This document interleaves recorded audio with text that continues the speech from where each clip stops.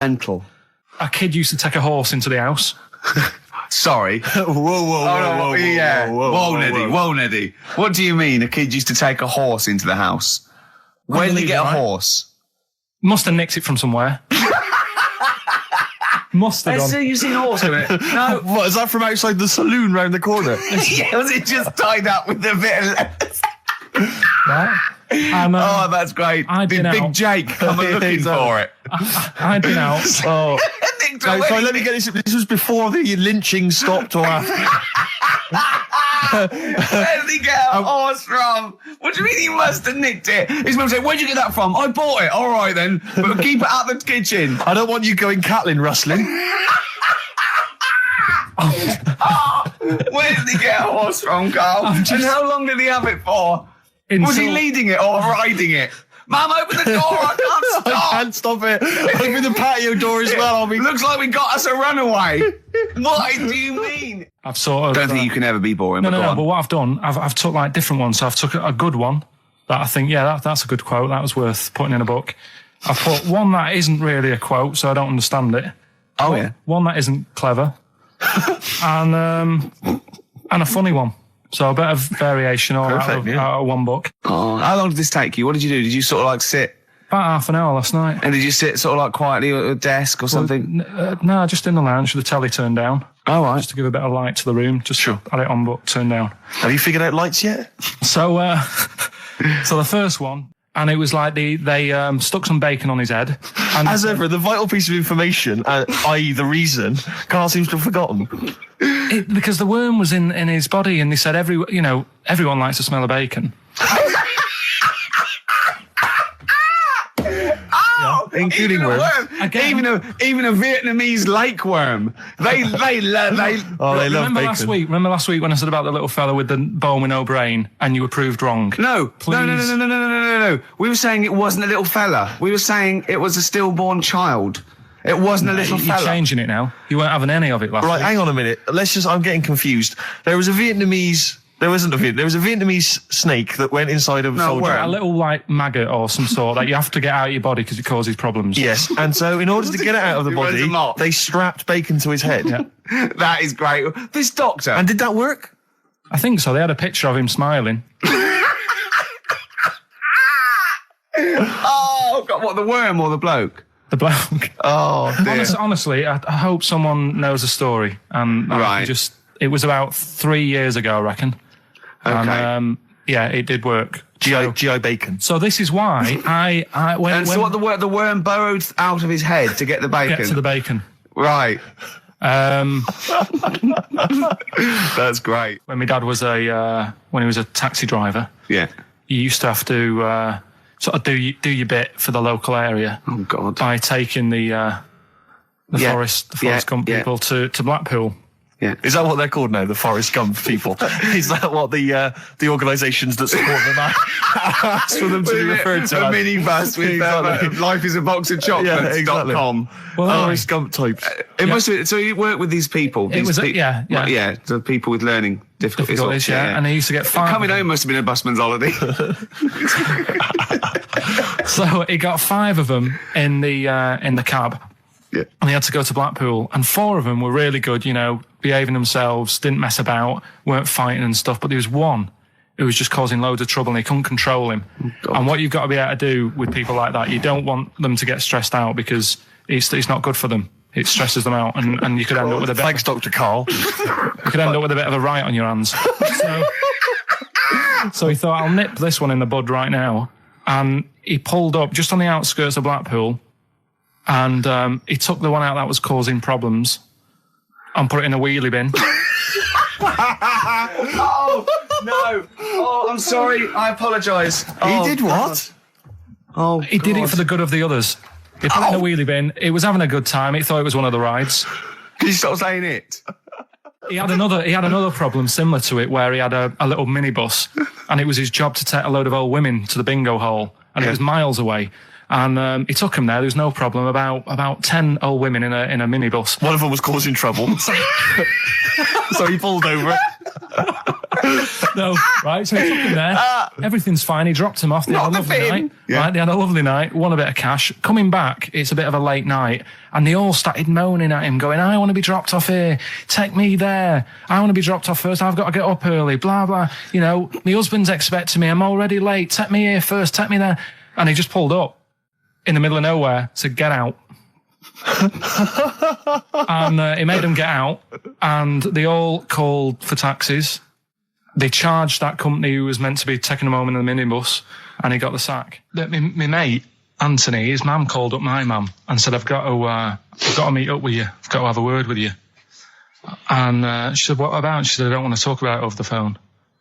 So she goes, oh, right. Well, yeah, come round tonight then. So anyway, my mum sees me. She don't want to be in an awkward position and, like, be a bit embarrassed and what have you. So she sees me and she goes, right, Anthony's mum's coming round. What have you been doing? Yeah. So I go, oh, God. I said, I've been nicking stuff. So she goes, like, what? So, not big stuff. I've had a few calculators and Mars bars and stuff. How many? I'll just work it out. Hold on. Works out at 7.2 per day. So, how many calculators do you need? So it was when that phase. You failed maths, didn't you? Everyone wanted a calculator. It was like a trendy thing, wasn't it? Right. Oh, yeah. In Manchester a couple of years ago, yeah. So anyway, so I told her all this and I confessed to, like, Computers will make it there one day. I confessed to There's magic in the back of battery. Go on. confessed to nicking all this stuff. She comes round. She only wanted to borrow some money. Brilliant. She said, oh, I don't like asking. I was a bit embarrassed to ask you over the phone, but can I borrow 20 quid? Oh, that's And fantastic. there's me. That's great. And it's similar sort of thing to yours. And did you... And he went, hold on, Mum, let's just work out the interest on that. I bank 10%. She'll owe you £4.40. Oh, so your mum was a loan shark. yeah. And did she mention? She went, that I you've been just- nicking stuff with that other? Because what I'm saying is, presumably you got your mate in trouble. No. Right, you didn't. No. She went, no worries, I'll just go and get my purse. It's on the dressing table. Exactly. Yeah. Carl! Do you want a cigar? Well, quite. Yeah, but what is exciting, surely, is the razzmatazz and the brushing shoulders with the rich and famous. I'm not into that. You're not. No. I don't feel you're going to appreciate this like we thought It's you would. weird because Suzanne said to me this morning, who would you like to meet there? Yeah. Is he anyone who, like, you can get close to, and it's like, God, I really admire your, big fan of yours or whatever. And it's me and Steve, so you're here now. Well, I really admire your big fanny. I didn't. What did you say? What did you say? If you're a big fan of it. Oh, right. Oh, right, yeah. And, Sorry. there isn't anyone, really. Do you know what I mean? I Isn't like, there? you two are all right. Thanks. Jonathan Ross, is he going? He might do, I don't know. But hang on, wait a minute. I can't help but feel we could have exploited this more. We could have maybe run a competition to let someone win. You know, if you're not going to appreciate it, Carl. Yeah. Are you going to get a trouser suit? Are you going to get a ladies' trouser suit?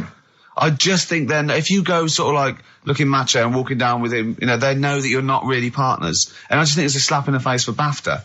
That's true enough. No, it doesn't matter what you wear, though. Look at Elton Can't John's. you mince a little bit? Can't you at least sort of walk a little bit mincy? Because you've got such a macho sort of mank walk. Elton John's fella doesn't look gay and stuff he wears and that, does he? Do you know what I mean? It means nothing. No, but that's because Elton's doing the work for him. No, but By dressing as like some kind of restoration dame. Yeah. right, Go on then, Carl. second one then. And he's happy that he's had that. Yeah, go on, yeah. That was Gladiator. So, who wins A this stuff? couple of people sent I in think you should- Hannibal, which would still work. Yeah. And someone else sent in Maneater, which I suppose works. Although he did put the thing in about, I'm well happy. Glad. Yeah, I know. I know, but it's even not, so. it's not worth the, I don't know, £100 he gets for this and a day off. No. Well, Right, think Eva, about it. who got the answer right, well done to her, I'm going to give her the prizes. She said that she'd heard this before on Christine O'Connell's show. This is really annoying. Right, that's it. You're going to do something, or we're going to stop this and you have to work Mondays again. Because you are taking the piss out of me, you're taking the piss out of Graham, and you're taking the piss out of London. I'll see you next week, and you can change your attitude. Limp Bizkit, we may be back next week. It depends how Carl gets on. Maybe he bucks up his attitude. Thanks for listening. You have a good Christmas? Yeah, you? Yeah. Carl? Yeah, it's alright. Lovely. Okay, let's crack on. Good. I went on holiday after Christmas, Yeah. and so did our mutual friend Phil Bowker. Yeah, good man. He was in Lanzarote, and he told me one of the funny. I don't know if I can tell this on the radio. I'll have to say the C word. I just go. It's in a sentence, so I just go you see when it comes, and you'll know that he's saying the terrible word. Didn't want to ruin the anecdote. Anyway, they're walking along one evening in Lanzarote, and there's lots of Brits there apparently, and Phil overhears a sort of married couple arguing. They're having to go home a bit early, and she's saying to him, she went, "For Christ's sake, every time we come out drinking, you always shit yourself." Right? Wow. Always, not once. So he's going, I've told you, he said, it's not the drink, it's the weather. She went, the weather. You'll be blaming the food next, you see. I don't think they should have got married. Wow. Or when did you think the shitting yourself started? Must have been after the marriage, because if you're courting, and you go, went out with, Derek again, did you last night? Yeah, how was it? The evening was lovely, the meal was nice, but he shit himself. Again. That's 5 dates, 5 different heaps of shit. But I think I can change him. I think I can change him, yeah. It must have happened after the marrying. Or he just might think, oh God, or he's got to that age where I think, look, I'll just empty it when I get home. Yeah. I'm not going to keep going up and going to the toilet, you know. It's the ice that does it. Yeah, Carl is right, I think. It is the ice. What do you mean? People forget, they say, oh, don't drink the water when you're on holiday, and they don't. They drink, they buy Evian and stuff. Oh, I see. They forget about the ice. The ice cubes, you're right, in a bar. Made from tap water. And that can do it, can it? Yeah. But what she said every time you're drinking, didn't she? I assume that she wasn't drinking ice then. Yeah. I mean, why is it just happened to him? Let's be honest, everyone that goes on holiday doesn't end up crapping themselves. Yeah, they usually make it to a toilet. He does it every time he drinks, doesn't he? Yeah, well, apparently. Just don't let him carry the baguettes. He's good, isn't he? Oh, Carl comes out with He does now and again, High doesn't five, he? Carl. That was sweet, man. Yeah, nice one. Yeah, respect you. Ladies and gentlemen, will you please welcome to the stage the Scaffold? Oh, the Scaffold. Do you remember the Scaffold, Carl? You picked the lead singer looks a bit like him. But you know whose brother that is in the Scaffold, don't you? Mike McGear. Do you know whose brother that is? What? Do you remember the The Scaffold? They did, Yeah, I remember we'll the drink, to Lily the Pink, the And Pink, the didn't they Pink, do the that Pink, with oh, the the Roses human advert? race. Yeah, thank you very much for the entry, Ian. Do you know whose brother that is? Whose brother? The lead singer? No, the Mike McGear in it. Sort of one of the main men in it. He's one of the songwriters in Yeah. No, the I don't. Scaffold. Paul McCartney. Is he? Yeah, I didn't realise that. yeah, that's Paul McCartney's brother. Think of that when they go home for Christmas. So I think Lily the Pink was what, about 1970? Yeah. It was number 1, wasn't it? Christmas number 1? Yeah, big number 1, yeah. I don't know if it was Christmas number 1. Two Little Boys was 1969, last year. No, it definitely was number 1. Yeah, but I don't know if it The was Scaffold Christmas was. number 1. It was, because I remember I did it in Really? Scaffolds, yeah. Yeah. Wow. So they go home at Christmas, and Mrs. McCartney goes, "All right, boys, how are you, Paul? How are you doing?" "I'm just starting a new band called Wings." "Yeah, oh, yeah, so this is Linda." "All right, yeah, sit down." "Mike, what are you doing?" "Just had a number 1. Brilliant, round of applause." "How many number 1s do you have, Paul?" 19. "Still, we know what we like, don't we?" We'll drink, the human race. Paul goes, "Wow, if you want to." "The long and winding." Boring. Oh, We'll oh. drink, Wow. Linda, do you want to be in the Scaffold? We're probably going to go on tour and stuff. I know you love it. Well, I quite like it. Yeah, we'll drink. You're not going to be in Wings if you're going to play with him. Well, I got to, make a tricky decision. I mean, that's a great song. Everyone's loving it. It's Christmas number 1. What are you doing eating his bacon? Well, I love it. You don't eat bacon. Yeah, but I love the music. He's a great Stop guy. it. What are you doing? Well, I just, I love the music. We'll can't drink, believe it. No, you don't. Yesterday, all my troubles seem so... Thank you very much for the entry, Iron. imagine that, because imagine how different going, well, you've had 19 number 1s. I mean, it can be very tight. Yeah, if you stay like this for the Scaffold, I'm going to rule the 70s. Yeah, if things that carry on going like they're going now, the Scaffold, ladies and gentlemen, will you please welcome to the stage, Beck. Oh, nice one. That was the Christmas song. Remember them dissing all over the place as usual? Absolutely. Dissing all his mum and everyone. Yeah, it's a little bit of cussing in there, which they bleeped out, thankfully. Carl's in a bad mood already. He's been in about 3 minutes and he's in a bad mood, getting stressed. If you can't hack it, leave. What's the matter with you? No, I'm just saying. I was meant to enjoy last Saturday off and I didn't. Why not? Why is that our fault? Because you weren't here? Just because, I don't know, but... Are you not in the Christmas spirit? Why didn't you enjoy last Saturday? What did you do? I went all the way back up north again, right? Because it was Suzanne's dad's birthday, right? I was busy last week, didn't have time to get him a present or anything. Didn't have time to get him. So I got to Euston Station, bought a card for him, which was a Christmas card, so he wasn't happy because he was saying it's my birthday, and I said, well, I won't be seeing you again. So I've got a joint card. And then we went out. Did you get him a present? Well, no, because we went out on Saturday night for something to eat at this pub that he likes. It was a nice steak and onion rings, right? Lovely. So he should have been happy anyway. Yeah. But What, you paid for it? no. But you should have been happy anyway. Suzanne paid for that because it is her dad, right, not mine. So I said, all right, what can I do? I said to her. So she said, just buy a few drinks or something. Anyway, I didn't get around to getting drinks. 'Cause he didn't Can't say that believe one. it. Didn't get Can't believe it. round to getting the drink. Right, so I said, right, I'll pay for the cab. Right? Oh, what a lovely Christmas gift that is. Yeah, So- £2.50. I paid, no, it was like in £3 Manchester there, it is. £3 back. So £6 you spent on him. Well, no, I spent more. See, that's what he said. He You said, get the oh, Bolton and back, can't he you, said, for that? he said, oh, you spent on me £6 for my birthday. I said, no, I haven't, because I gave the taxi driver a tip. I'm a little bit worried about his attitude as well. Because even if, I mean, that is a stingy present, but you don't say... Well, I mean, let's be honest, that's the worst Christmas gift ever, because, I mean, you're pretty bad, like we discussed in the past, but at least you spend a bit of money. Yeah. It's just thoughtless. Yeah. This is nothing. I You know. haven't given him any time. I mean, I would... And I knew my demographic. They loved it, Oh, my yeah, family. the They couldn't scratch believe their luck. You know. Well, a tenner. You spent a tenner on him. Well, the cab fare was £6. But the thing is, it's not. I don't think he's saying that. I think it's the fact that this is like, you know, frittering away in it's everyday kind life. of thoughtless, isn't He would have loved to. I'm sure he would have been appreciative of a lovely £10 gift that you cared about and bought. A book he probably likes, Fly Fishing, doesn't he, by J.R. Hartley? If you'd have bought that, he'd have gone, that's what I was looking for. Or what I was looking for, Carl. Bloody hell, Carl, you little balls twat. That's just what I wanted. So, all right. So just calm down. So what have you got planned for Christmas? Is this what, I mean, are you doing the same approach with Suzanne? Excellent. You've paid me milk bill for this week. That were reet nice. I'm spent this year. So have you planned anything for Suzanne, or are you just... Yeah, gonna- I'm taking her out Christmas Day for something to eat. Well, does she know that? Was that? She's working today, so she, you know, so... Right, okay. So what Christmas gift have you got? That's it, I'm taking her out. What, you haven't got a present? No, because we spent a lot Don't this forget, year. that's half yours, though. You're not going to just be sitting there watching her eat, going, "Oh, I'm hungry, but I spent all." You're going to be eating as well. That's half yours. So she's got nothing to unwrap. He's like a cat who's been hit. She's got nothing to unwrap. There's nothing. She's going to hand something over to you, because I've met the woman. She will. She'll hand something over, you'll open it, you'll love it. Right, I might get something today. You shouldn't take me to begrudgingly persuade you to do it. God. Yeah. Right. Right, so... anyway. Yeah. Well, I'm gonna try and stick in some Christmas songs. We're not playing all Christmas songs, but I've brought in a couple. So this is Christmas, John Lennon, Yeah, The one or two of River, them are good. Joni Mitchell, Yeah. Fairy Tale New York, one of the best Christmas songs ever. Oh, well, what about a bit of Pretenders? That's a good one. 2,000 Miles. Let's hear it. Pretenders, 2,000 Miles on XFM 104.9. This sort of Christmas edition. We're not here next week, are we? No. Carl is, aren't you? Well, you are in a way. I was doing the best of, isn't it? Yeah. Is it a best of? Yeah, Brilliant. Have you been putting it together? not yet.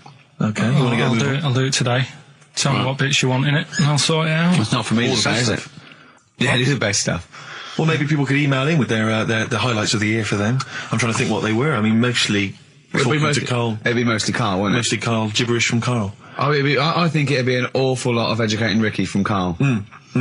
Well, ricky.gervais@xfm.co.uk if you've got any thoughts and stuff you'd like to hear.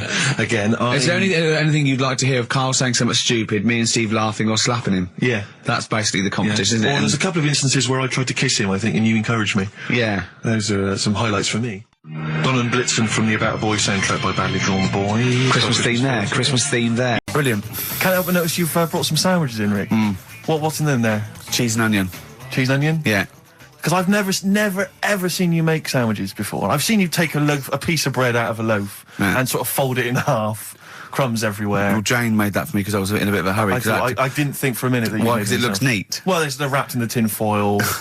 A knife has been used. As opposed to chewing round Yeah, the baguette. exactly, Yeah, breaking it in half. Yeah. A la Albert Steptoe. Yeah. Yeah, brilliant. Yeah. Nice. It's great, but the onions are strong. Are they? Making my eyes water. Yeah. If I can't breathe on you, Yeah. it'll cure any sort of skin disease you might have. Skin disease. We watched that, Carl, you know, that Carl was raving about that thing about parasites, about worms coming out your brain and that. And I watched What is this? Is it a TV show? Yeah, called Body Snatchers. Right. And it was pretty fascinating. And, I mean, amazingly shot as well. I mean, it's got to win an award for photography. Yeah. And there was one bit that this little girl had been bitten by a mosquito and laid her eggs, and it went to the doctor. She had a lump on her neck, like a boil. And they pulled it out, and it was like like a bullet, this maggot, and they put it down, and it was wriggling in her blood, right? But the hole left was sort of aesthetically pleasing. You know, like that feeling you get, like, once I had an ingrown hair, and I quite liked it when I pulled it out. And it's a perfect little hole. And I thought, I wouldn't mind having those as long as they sort of, like, healed over. What are you talking about? I don't know, it's weird, isn't it? But why would you want a hole in your body? No, it's got pulling something out, sort of like pulling something out of your body. It's I sort don't of know what you're cleansing, talking isn't it? No, but it's sort of like, I don't know what This is it. You watch one programme recommended to you by Karl, you've turned into Karl.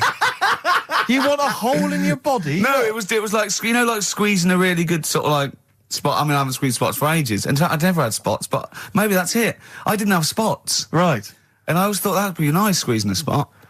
I don't know what you're talking about. Why I would don't these know. things be I don't know what I'm pleasurable? talking- Why would an ingrowing hair? That's Yeah, it was great good. fun. That was good, because I got it. It was like a little lump, and I pulled it, and then it pulled out, and it was like left a little... I know what you mean.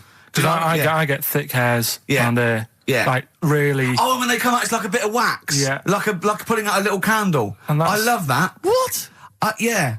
Because I've got not much hair on my head, No. right? It sort of grows thicker on my face. No, not true. Sure, but go on. Yeah. No, it does. Not true, baby. Go on. No evidence for that. Just made it up.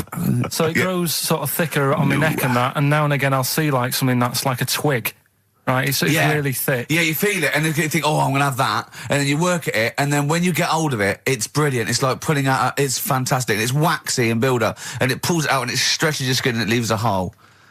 I've just realised why we talk about Chinese people, monkeys and gays every week. Why? Because this is a sort of replacement.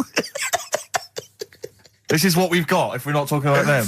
But it was great as well. And there's this parasite, right, that lives in a fish, right? And what it does, it changes the fish's behaviour. Because to breed, it has to get its body temperature up, so it has to get into a bird. Right? What needs to get into the bird? The The fish? parasite to The complete parasite its needs to life get into a cycle, bird, yeah. right. So it changes the behaviour of the stickleback, and it makes the stickleback sort of suicidal. So the stickleback doesn't flee when it sees a heron; it gets caught. Right. Because this stickleback has changed its behaviour. And Carl didn't quite understand this. I Did still you? don't really get it. I watched it and you see like the fat fish and that and you go, oh, it's not well. But I don't understand. Well, all it does is it has to get into a bird because it has to breed. To lay its eggs, it has to have a raise of body temperature. So it has to, a fish is cold-blooded, so it has to get into a bird which is warm-blooded. There's lots of things. There's certain things at Yeah, that but level. why is it doing that? Because it needs the temperature. It needs the heat energy for its reaction. Just like, for example, that's why your balls are on the outside.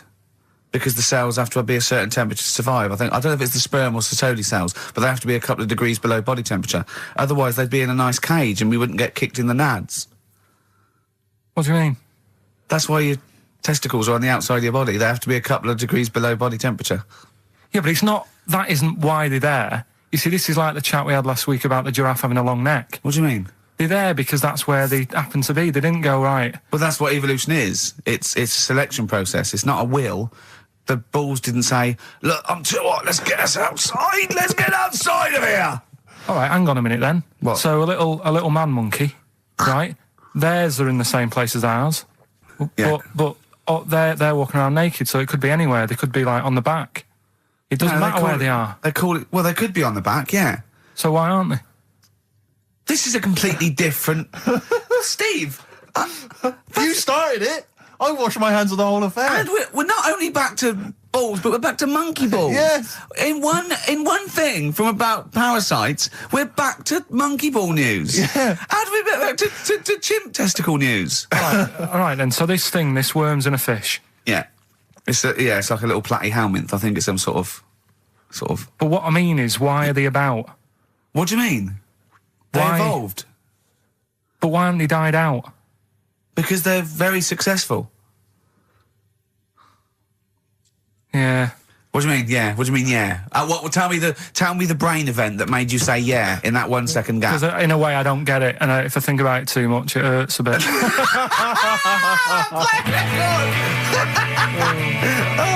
They've just been around for years, Carl. Yeah. Like Cliff Richard or something like that. Do you know the guy who was in James Bond, the big bloke? Yes. Jaws. He's got the same illness as this bloke. Right. And what it is... It's called tall. It's something about... You're suffering from tall. You've got a small tumour or something just behind this part of your head. Yes. Oh yeah. just sort of in the middle of your eyes. Yeah. And the pressure on that makes you grow really tall or something. Yeah. So he needs to get it sorted. That's your advice to him. Get it sorted. Well, I think we should have a white van man session. Oh, white van I think man people tune in for the white van man. Yeah, session. people who haven't tuned in, they don't know. If people aren't familiar with this, the Sun runs a column every day which is asking some punter from the street their views on the week's big events, and we just thought, why not hijack that idea but apply it to Karl Pilkington. Karl, I've seen much news again this week. you've not seen much news. Don't worry, I'm sure you have an opinion on it. Just give us it from your heart. So Gladiator. Okay, so, well, on the subject of Gladiator, what do you make of Russell Crowe's appalling behaviour at the BAFTAs? This is, I heard a bit about this. This is, when he got some director or something, because... Director or producer and threatened them, because they cut his bit, didn't they? Yeah, they cut a poem that he'd done during the acceptance speech. I watched it on Sunday night.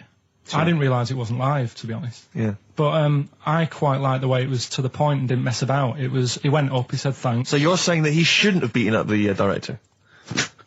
Is that what you're basically saying? It's a bit over the top. You thought I so? mean, if you didn't have time, if you really, I mean, what's the poem got to do with the film anyway? He was an awards. So do you think it's ever justified to beat up a TV director if you're a major Hollywood star?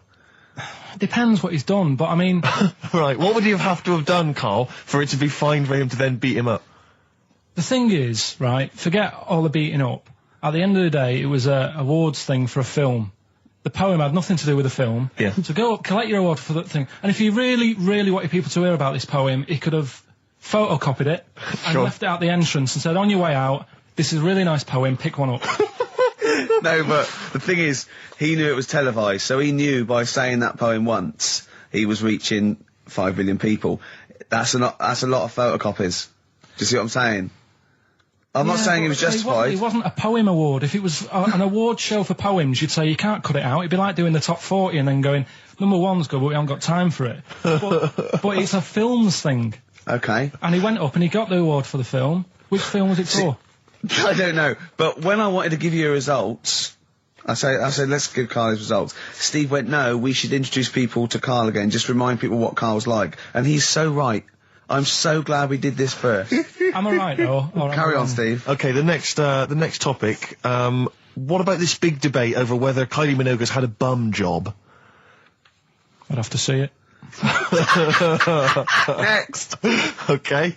Anyway, Karl, look, let's have a little quick session of White Van Man. For those that don't listen to the show regularly, The Sun, as you know, has a section called White Van Man where a member of the public gets asked their opinions on the week's big political and social hot potatoes. Karl, we just thought it would be fun if you answered some of the questions. It's not so much questions, it's just your views really on these big news stories. What do you make of Olympic ski hero Alan Baxter testing positive for drugs? What did he do? Well, he won a gold medal in the Olympics, and what? he was a skier. Right. And he won gold medal, and they've just tested him positive for some kind of illegal drug. But what, I mean, if he did, why take drugs to ski? Why? Because all you do is balance. But imagine, it'd be amazing if you were stoned, like going down a hill. Yeah, it's not like you have But to... it's not going to help you, is it? No, it's not just like, gravity that's doing all the work, isn't it, with skiing? Yeah, but it's often to do with your athleticism, isn't it? It's No, to but it'd be help you. like saying, and we've just found out the people on the toboggan were on crack. It's not going to help them. You sit there and you go with the flow, and you try and you hold Could on. I say, the drugs he was Apparently taking... that's his defence, Probably, it probably wasn't jacking up H or, dropping a few E's or getting stoned. He was probably taking more sort of, Steroids. performance-enhancing drugs, as opposed to him just, like, scoring some shit around the corner from someone, that getting doesn't- off his tits and jumping in a toboggan. Doesn't mean that, does it? He wasn't off his nut. Yeah. You tested you. You're pissed out your head. But why doesn't he just say, don't be stupid, why would I do that? It's just not going to help me out. But it is, isn't it? Because performance-enhancing drugs do. Wait a minute, Steve. Wait a minute, Karl. Right, look at this way. Okay, look at me. Yeah, have I got his attention? Yeah, the lights glinting off your ring there. Yeah. You're attracted to him. Okay, right. Now keep concentrating. Right. Some athletes, you're aware they take drugs. That's to build up Swimmers muscle. and stuff. Yeah, swimmers. For Runners. example, runners, yeah. Not only do they help build muscle, right, but they can actually, give them a boost performance-wise, Yeah. sort of like steroids and all this sort of stuff, right? So that's the sort of thing we're talking about, okay? Right, so again... He wasn't on a why bomb would that help before... you? What? Why would that help you when all you've got to do is balance on skis?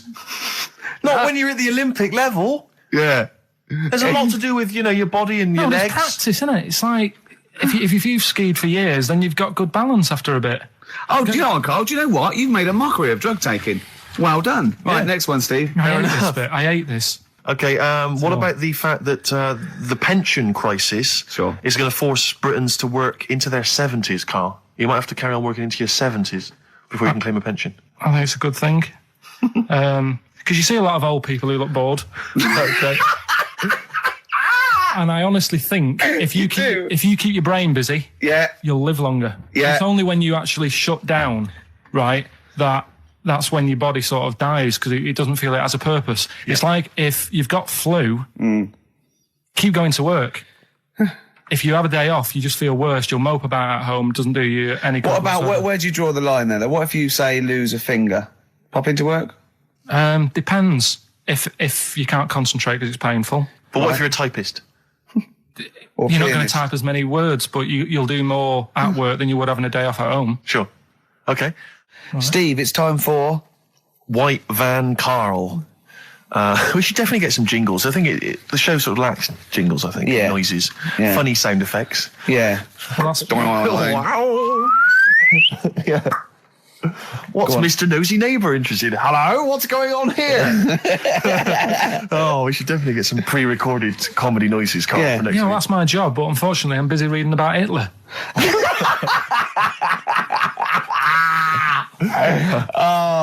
For those that don't know and aren't familiar with this feature, basically The Sun runs a White Van Man column where it asks just people who, every men and women, their views on news stories from the week, and we decided we'd just ask Carl his opinion on some of the same issues.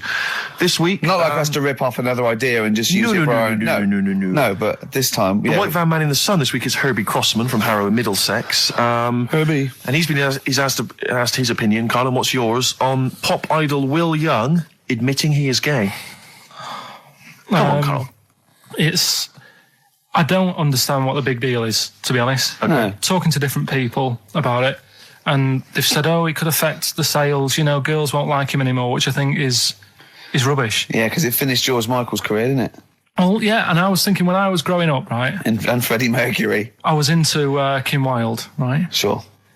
Now, And her kids You're not going in to tell me America. she's gay, are you? no, but if she was, if they said, she's a leather, Yeah. right, I wouldn't say, right, that's it, I'm taking kids in America back to the shop, I'm disgusted. Sure. I liked her. Yeah. I don't think I'm ever going to meet her and marry her and that, so what does it matter? Yeah. Will Young, she's a good voice, he's gay, a lot of gay people in the world.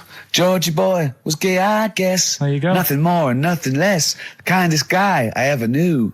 So Do no you big- Bowie? No big deal. That's one of your favourite songs, isn't it? Brilliant. Kidding of Georgie Parts 1 and 2, isn't it? Yeah. Okay, what do you say to the fact that a judge has decided that we, the general public, have a right to know about stars' flings? Basically, this is an excuse. This is basically saying, should papers be allowed to print tittle-tattle about celebrities? Oh, this is... Providing it's proven true. Oh, this is something about, isn't it, a Division 1 football or something? It's definitely out of Premiership football, it's unfair. And it is true, but he's trying to keep privacy. And the judge said, well, it's not for us to censor the press over things that are true. Right. It's up to the general public to either boycott or not, that publication. What do you think, Carl? What about all this, exposing, going through the, the bins of celebrities? It's not right, is it? But No. people are interested in it and buy the papers to read it. Do you know what I mean?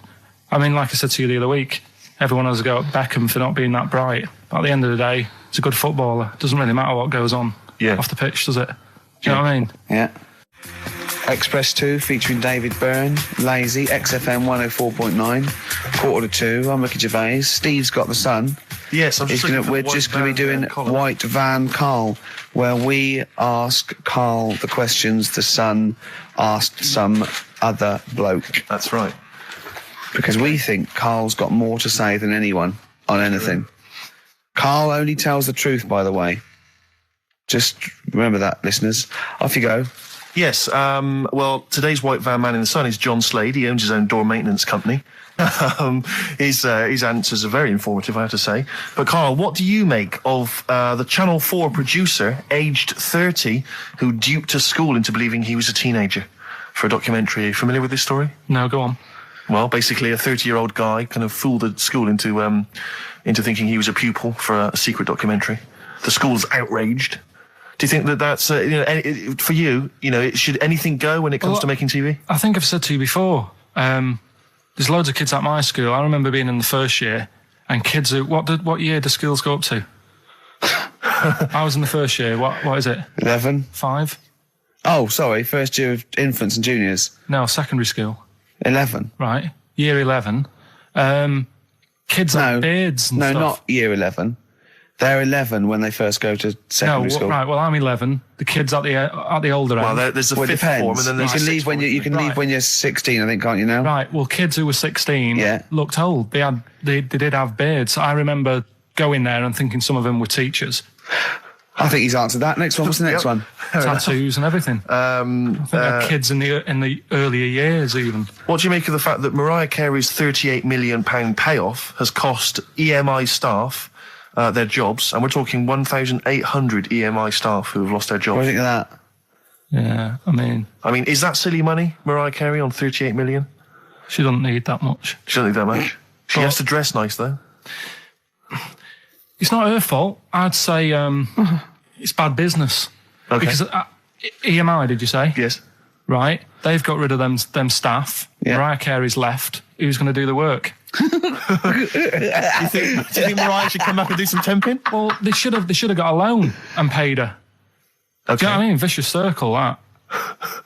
Right. Have you done a business degree or anything? Have you? Commerce. You did commerce. Where did you do that? What did you do with that? At school, I'd learn how to fill out a cheque, pay a bill, and I think I had a trip round Kellogg's. Did you get an O level or a GCSE? We know he didn't. You know, I did. But was there a commerce exam, or was it just a division of Can't maths? remember. What did he fill out a check? A subset of It maths. was an option. It was like, if you want to do it, you can. What was it? Fill out a check. Pay a bill. Pay a bill. Have a visit round Round Kellogg's. Kellogg's, and I saw my sister's boyfriend there at the time. He sorted me out with some variety packs. Really? What was in them? You know, Rice Krispies and Good stuff. Cocoa Pops. Space Dust or whatever it is. Space Nuts. So, sorry, that wasn't Ken Dodd, though. No. That was someone else, was it? That was an aunt. That wasn't Special K. Oh, dear. What about this then? Home Secretary David Blunkett admits that muggers rule some streets. Weird this, because when I was out with you... I don't believe it's going to be weird, whatever you say, No, Carl. when we were in that pub that night and we got talking about muggers and that, the tip is what I tend to do, because I nearly got mugged once. Act You mental. what? You nearly got mugged once? I nearly got mugged. Yeah. But I tried this technique of acting a bit mental. Right, and how did you act mental? Well, this guy wanted me trainers. And I was in Piccadilly Gardens in Manchester. It was quite late one night. Mm-hmm. And he come up, he said, I want them trainers. I said, you want them? I said, I worked hard for these. He said, how dare you come to me asking? And I got a bit livid. And he looked at me like, oh my God, he's got a right one here. And he left me. Were you acting mental, or were you just mental? No, I put it on a bit. Were you not petrified, though? Well, you don't think about it, do you, when you're sort of in the eyes of danger? Well, not you, clearly, you're a brave man. So what did you say? I just went a bit mad. I just kind of, because he said he wanted the trainers and they were dear ones at the time. And I just, no, you're not having these. So I've crafted you. I said, I wanted these trainers. Yeah. And, went on to tell him how I work at printers and I don't enjoy it. And, I put in all these hours and that, and I have to cycle home for about 5 miles. And Did he give you his trainers? Yeah. Did he have a knife or I anything? just left. No, it didn't get that violent. Well, that's very brave of you, Carl. Yeah, it's That's good. good advice, though. Just act mental. See, what's it? Should have tried it the other night. Oh, Liza Minnelli. Yeah. Well, she said, I've worked hard for these diamonds. Yeah. Not easy being the daughter of Judy Garland. You don't know what it's like. You know a lot about paying bills and writing out checks. Yeah. Tell us about Kellogg's. What was it like? What was in the factory? Was it just like squashing bits of corn? And... Pretty boring, really. Just loads of conveyor belts, boxes of cornflakes everywhere. Just what you imagine. Yeah. So is it more, this this is where you might be working? This is where you're likely to work if you Possibly. leave There was school? 2 trips. There was that and the trip to Manchester Evening News. Okay. And I left that early because I had a job in Cordon Bleu. In Kellogg's. Cordon Bleu, what's that? It's like a supermarket. Yeah? And I had to leave the trip early and the teacher went mad saying, they'd thought I'd got lost on the, in the building and stuff. What, you It didn't caused tell a right anyone? uproar. No, because it was like day 2 of working in this supermarket and I couldn't be late. I thought by the time I explain where I've got to go and everything, I'll be even later. Sure. So I just left, and then apparently they were searching the building and everything for me. How old I'd were been you? stuck in a printer. Don't know. Stuck in a printer. I don't know. What was the printer's name? You worked at a supermarket called Cordon Bleu. Cordon Bleu. brilliant. That's great, isn't it? It's rubbish. Oh. Got sacked. You had to What'd you get sacked for? Messing about in a back in the car park round the back. Yeah. Right, there was a grid, and all the concrete had gone funny. So when it rains, you got like a big lake, Oh, yeah. right? And I got in. Do you know those big metal trolleys you get to like put all the food in while? Oh, yeah. And I got in one of them and pushed myself out into this lake. Of cement. No, water. full Oh, it of was water water, 'cause it'd been right, raining. right. And I got stuck in the middle, right? And the boss was like, "Where's Karl? He's meant to be doing, facing up the beans." And I was like, You were stranded in a lake. So someone said, "Oh, I saw him messing about out the back." He came out and saw me stuck in the middle of this lake in a trolley, and he said, "Get back in." I said, Would you say, no, I'm filming sharks? I said, "It's too deep. I can't get out. You'll have to pass me something." And he said, "I'm not passing you nothing." He said, "You can get out of there and walk through it." I said, "I'm not. I've got my trainers on, probably the same ones." Yeah, you've risked actually. your life for them. Yeah. I said, "I'm not getting these wet." He said, "What are you going to do?" I said, "I'm going to wait for the water to go down the grid." He said, "The grid's blocked. Now get out or you're sacked." I said, "Well, I'm not getting out." He said, "Right, you're sacked." Right. Well, Go on. It's ages ago. Oh, yeah, literally. Like knights who wore armour. Okay. That's armour going after something. That's how it came about. Okay, armour.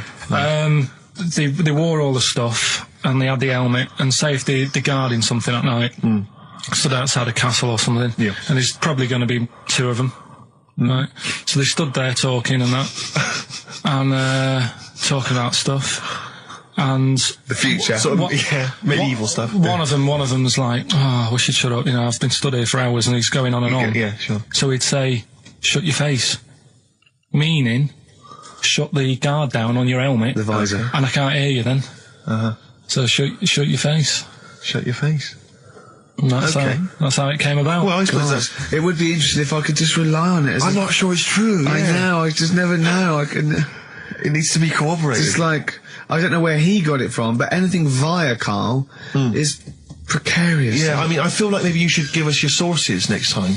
Tell us where you got I'll this tell you. information from. Got it off the internet. Yeah, but where on the internet? I can't remember where that one was. I mean, I always go through like the news pages and stuff, and I came This across- news should be updated because they've only reached the 17th century, which was last week with people eating tomatoes off lead but then plates. I look at Go on, right, okay. like what are you having? What are they again? Is the tip included? Yeah, go on, that one. Right. In Turkey, Nice. it's not actually. That's where I went, and there was them little fellas after Suzanne in the kitchen. What? What do you mean? We went to Turkey. You went to And, Turkey and there were some little fellas. Well, they had quite a few sort of midgets working in the kitchen. Why? Is it a theme? No, Was it a it's theme just- holiday? I don't know. Might get them cheaper or something. Was it? So they were get them working, cheaper? They were working in the kitchen, and one of them fancied Suzanne and kept sort of eyeing her up, and she was winding me up saying, "Oh, Not eyeing up and down, just eyeing her up. fancy." Anyway, no. So What anyway, was she doing in the kitchen? no, it's like a pick what you want to eat type buffet, but you have people clearing the tables and that ready for you to come along, Are they low tables? and he was just keeping an eye on her. What did he say though? Was he? did you What was make he? Was he? It was Was, Turkish, so I don't know what he was saying. but he was. Was he? He was. Little fella, yeah, Did he talk What do you to her? mean a little fella? What do you mean little fella? sort of dwarf-like. What do you mean dwarf like? He had magic powers or he was 4 foot? What do you mean, A Karl? little bloke, just like a normal bloke, but small. If you stood him in the desert, you wouldn't know. But he'd be hot and nothing around says, him. right, Karl. You should watch out for the monkeys. Yeah, underground. Those underground monkeys are look, dangerous. you can't just say there was a little midget fella who was eyeing up my girlfriend and then leave it. What do you mean? What was happening? This is a story to us. This is much more interesting to us than, and she was deaf, right, and she hit her head.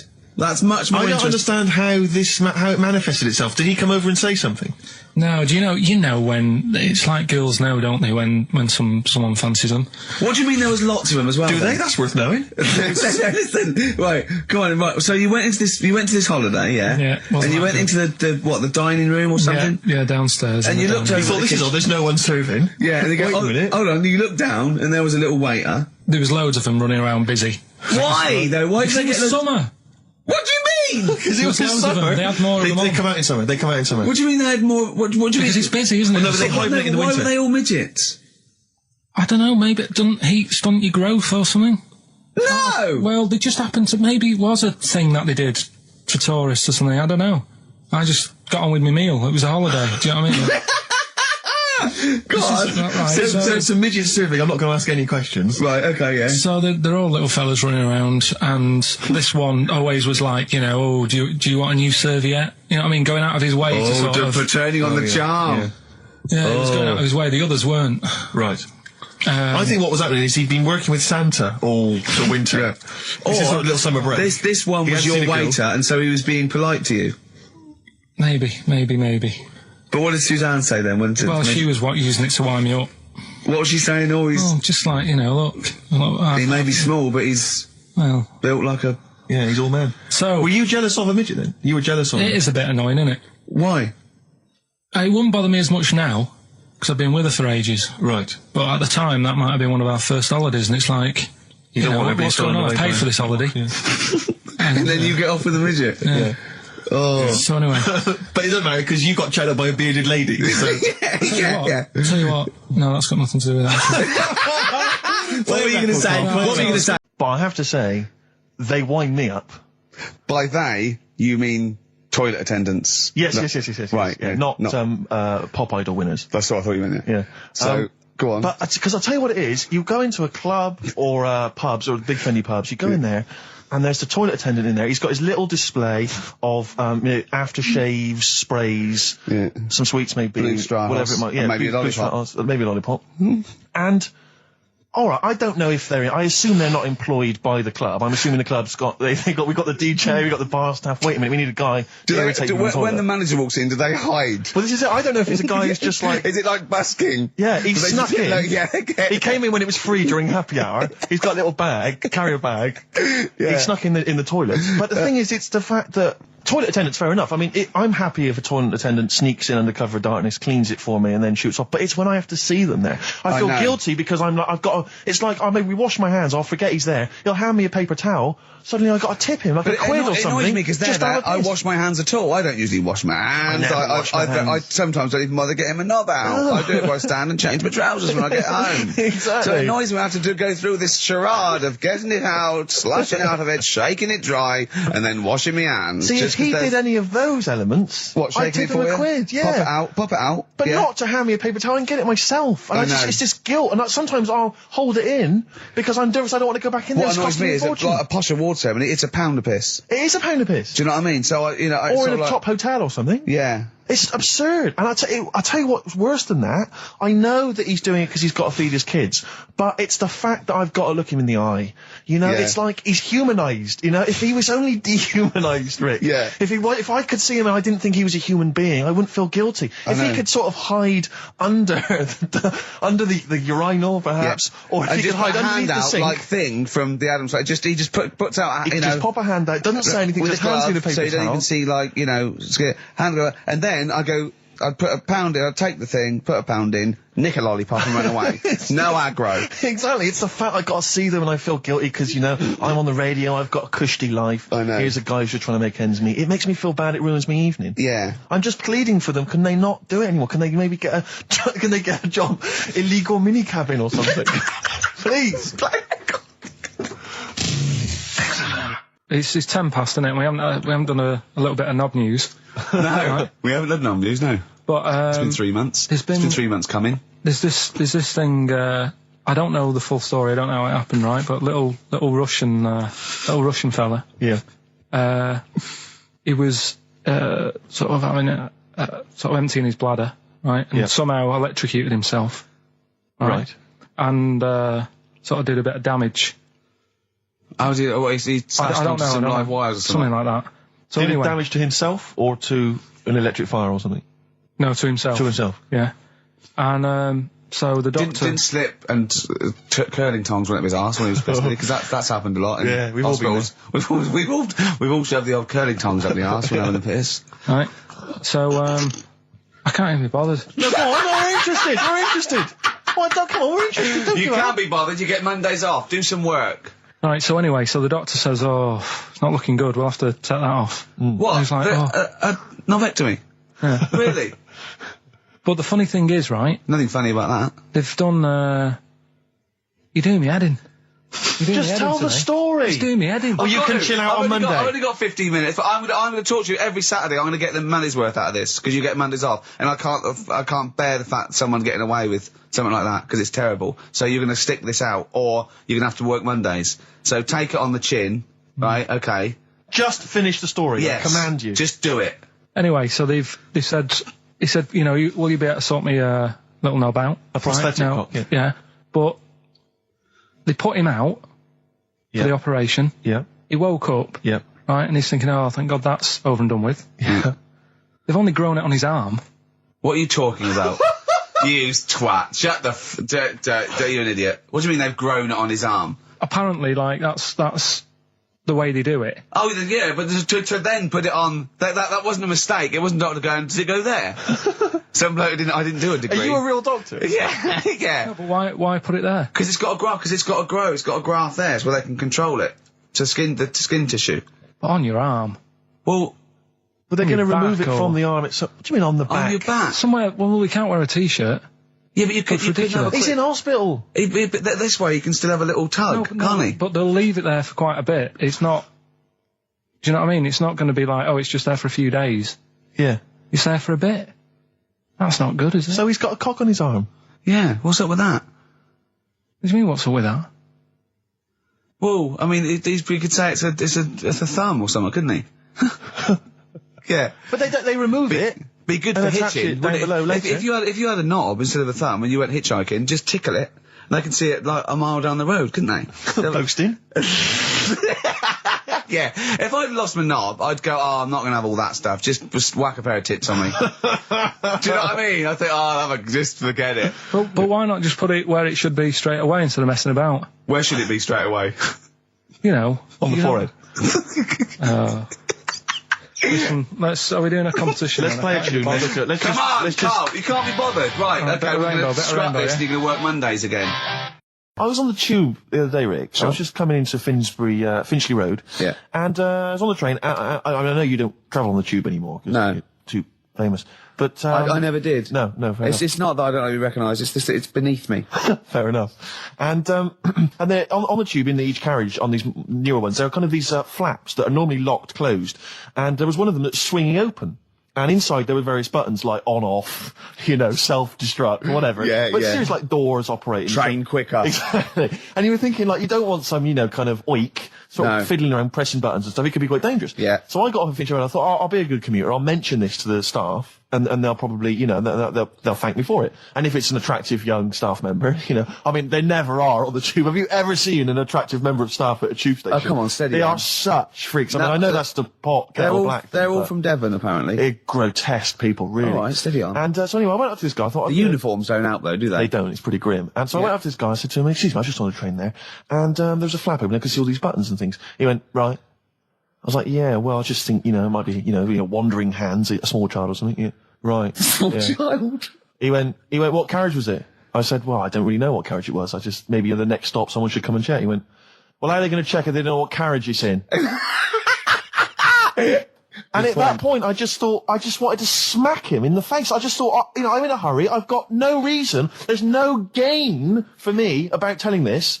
It's not going to help me out in any way, not financially, nothing. I'm just know. trying to help you out. And that's your attitude. And I was absolutely I know. livid. I'm getting so intolerant in my old I age. won't. What about the fact that the world's tallest man is living in a semi in Neasden? It's alright, isn't it?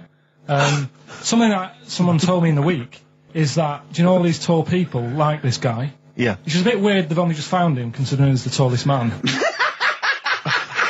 think that's a bit weird. Yeah. Someone genius. told me that. Do you know the guy who was in James Bond, the big bloke? Yes. Jaws. He's got the same illness as this bloke. Right. And what it is... It's called tall. It's something about... You're suffering from tall. You've got a small tumour or something just behind this part of your head. Yes. Oh, yeah. Just sort of in the middle of your eyes. Yeah. And the pressure on that makes you grow really tall or something. Yeah. So he needs to get it sorted. That's your advice to him. Get it sorted. Okay, very finally, Carl, this is important. This is just projecting into the future.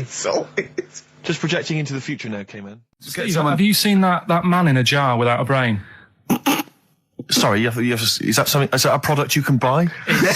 In like Sainsbury's? Is it a dream you had yesterday? No, You wondered if you could. Can I? Yes, hello. Could you make my dream into reality, please? Oh, we can't actually, sir.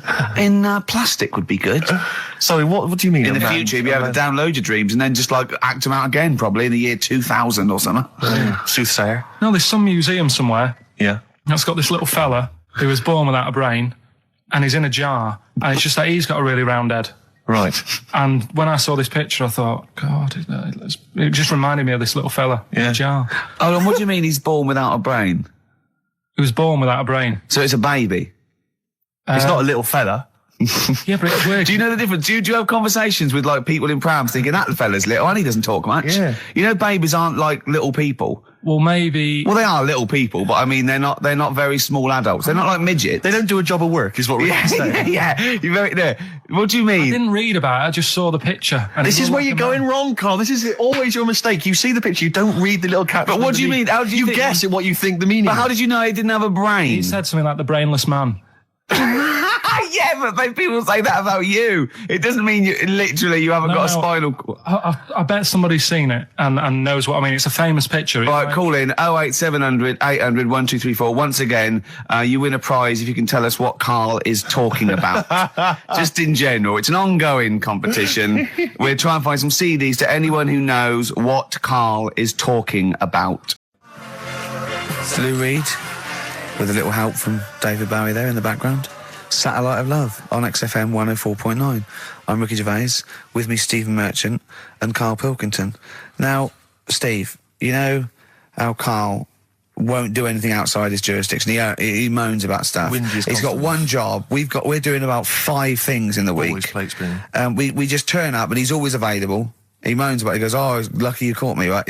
He's chatting. He just He's one of those people that whinges enough and people think he's overworked. So he got Mondays off, right? He's just a whinger. Yeah. I haven't He got won't- Mondays off though, have I? Yeah, well, anyway, 2 hours on a Saturday. This is what the phone message he left me Wednesday on my mobile. But I just is chatting about certain things that are going on at the moment. What he does need to know. Duncan, who he mentions, is my agent. And, you know, you'll understand a few other things. But this is the sort of message I get from Karl, right? Whinger. Old messages. Alright, 12:10, Wednesday. Just getting loads of people calling me all the time about shit. Yesterday, DVD's signing for BBC London. I don't work there, but I've been dragged into that. I've got a woman on leaving a message from Talk PR going on about do you want to go and see Pop Idol again? Right? They're just saying you and some listeners can go. So I'm sure you'll love that. I've got Jim Benner wanting you to introduce the tin buckets at the Astoria. So can you just like let Duncan know that I'm doing his job whilst he's sat on his arse with his thumb firmly up his arse? Can you let him know that I'm running around like a here sorting shit out for you? Alright, see you later.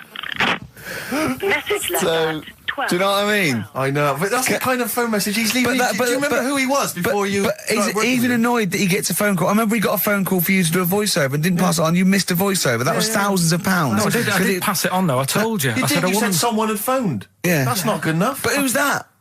Well, she didn't say, and I didn't ask. But Of it's course not my she job to do said. it. She didn't say. Rubbish. So you didn't take the number down? Just when she went, oh, can you tell Steve to call me? And you went, yeah. Yeah, well, I just thought you'd know her already. I should have known. It was a woman, so I should have known. He's having a go, you see?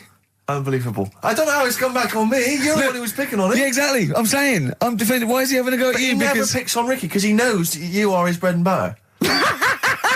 Seriously, do you know what I mean? The only reason he's got Mondays off is because you're still doing this show. Yeah. That's why he's scared of you. That's why he's like, he has a go at you on the phone, but he always picks on me because he knows, you know, I'm a pushover, I'm a nice guy. He's scared of you. I can't believe, I don't know how it works. Is that true? Steve, I'm always sorting you out. I look after you.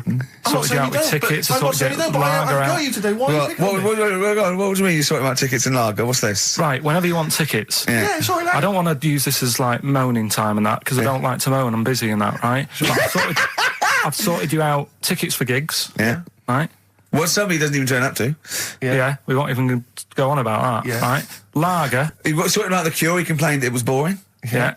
There was that big drum of lager that you had, and you said, "Oh, put that in your room for me, because I don't want to carry it home." Right? Lazy. So I said, "All right, then I'll put it in my room." It goes missing, it gets nicked. Then you have a go at me because it got nicked. Yeah. I get you another one. You make me carry it around town for you for half an hour. Then you say, "Oh, I can't be bothered taking it home. Can you take it back to work for me?" Yeah.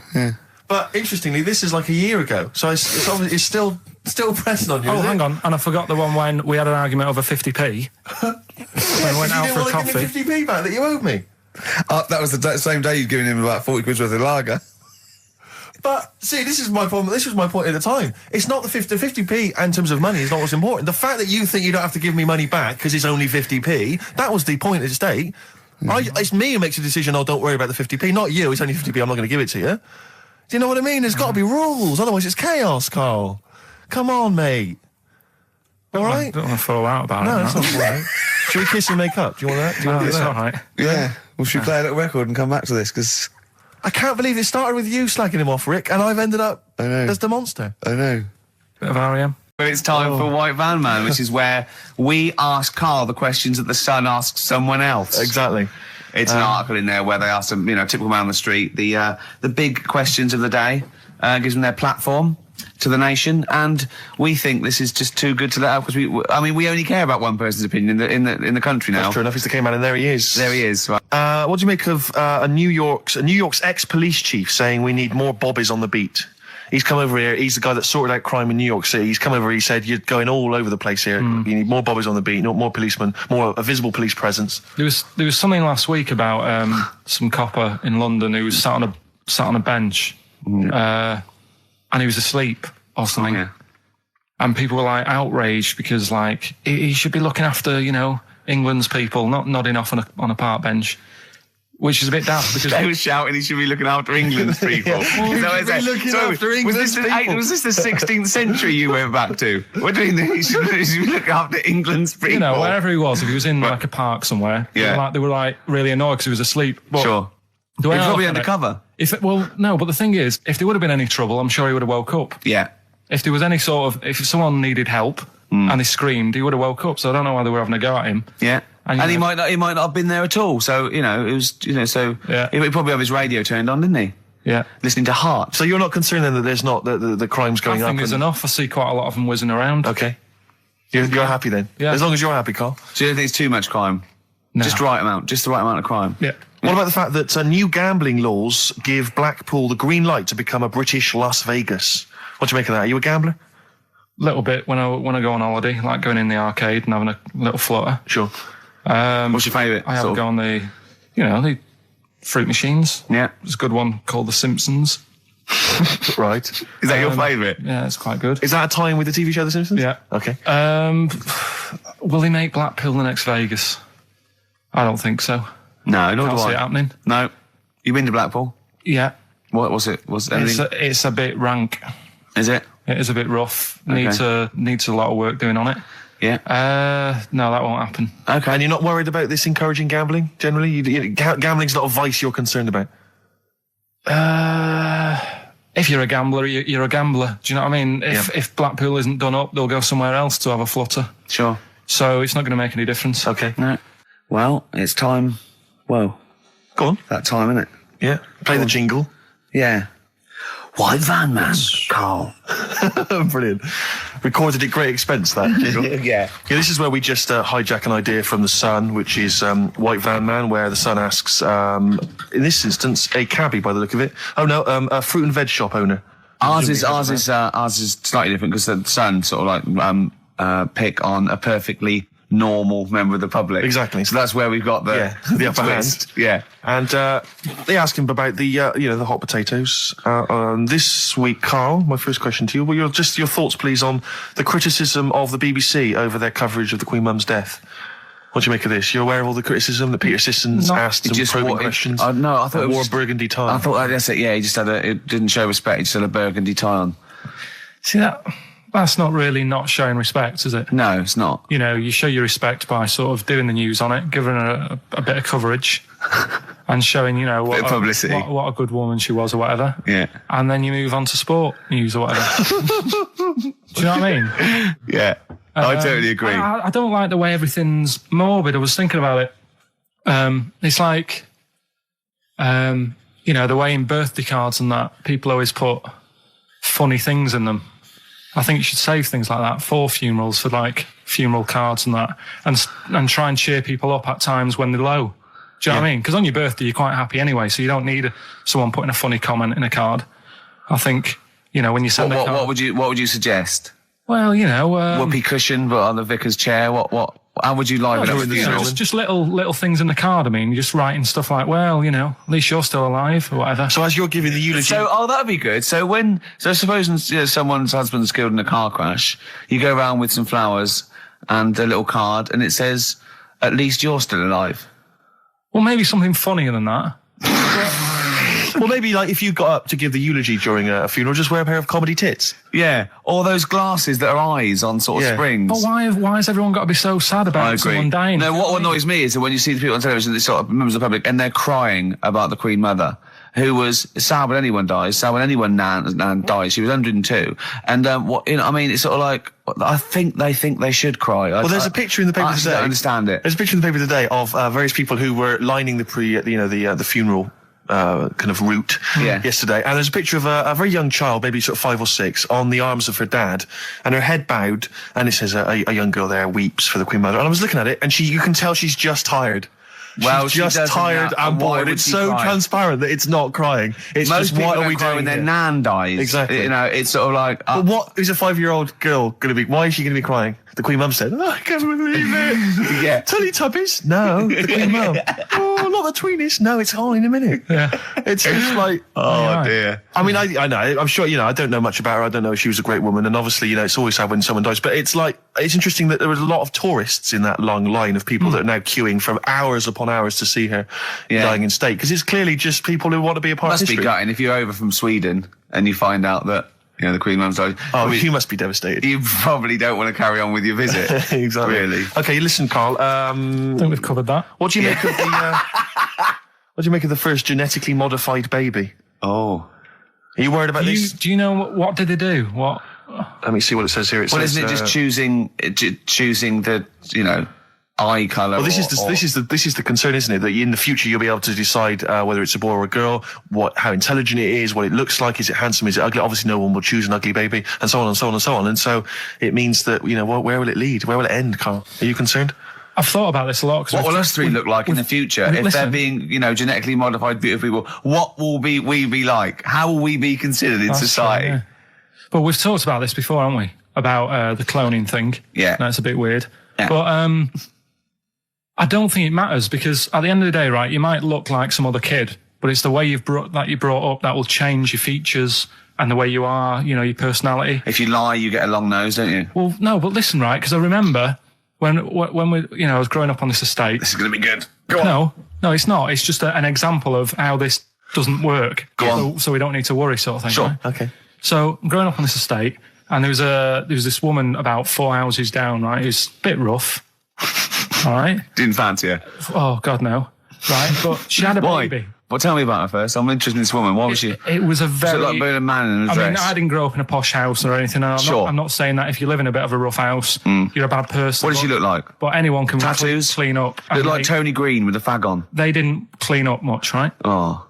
Which, even if you've not got a lot of money, you can still try and make the place look nice. Yeah. Right? But she didn't. And a kid used to take a horse into the house. Sorry. Whoa, Neddy. What do you mean a kid used to take a horse into the house?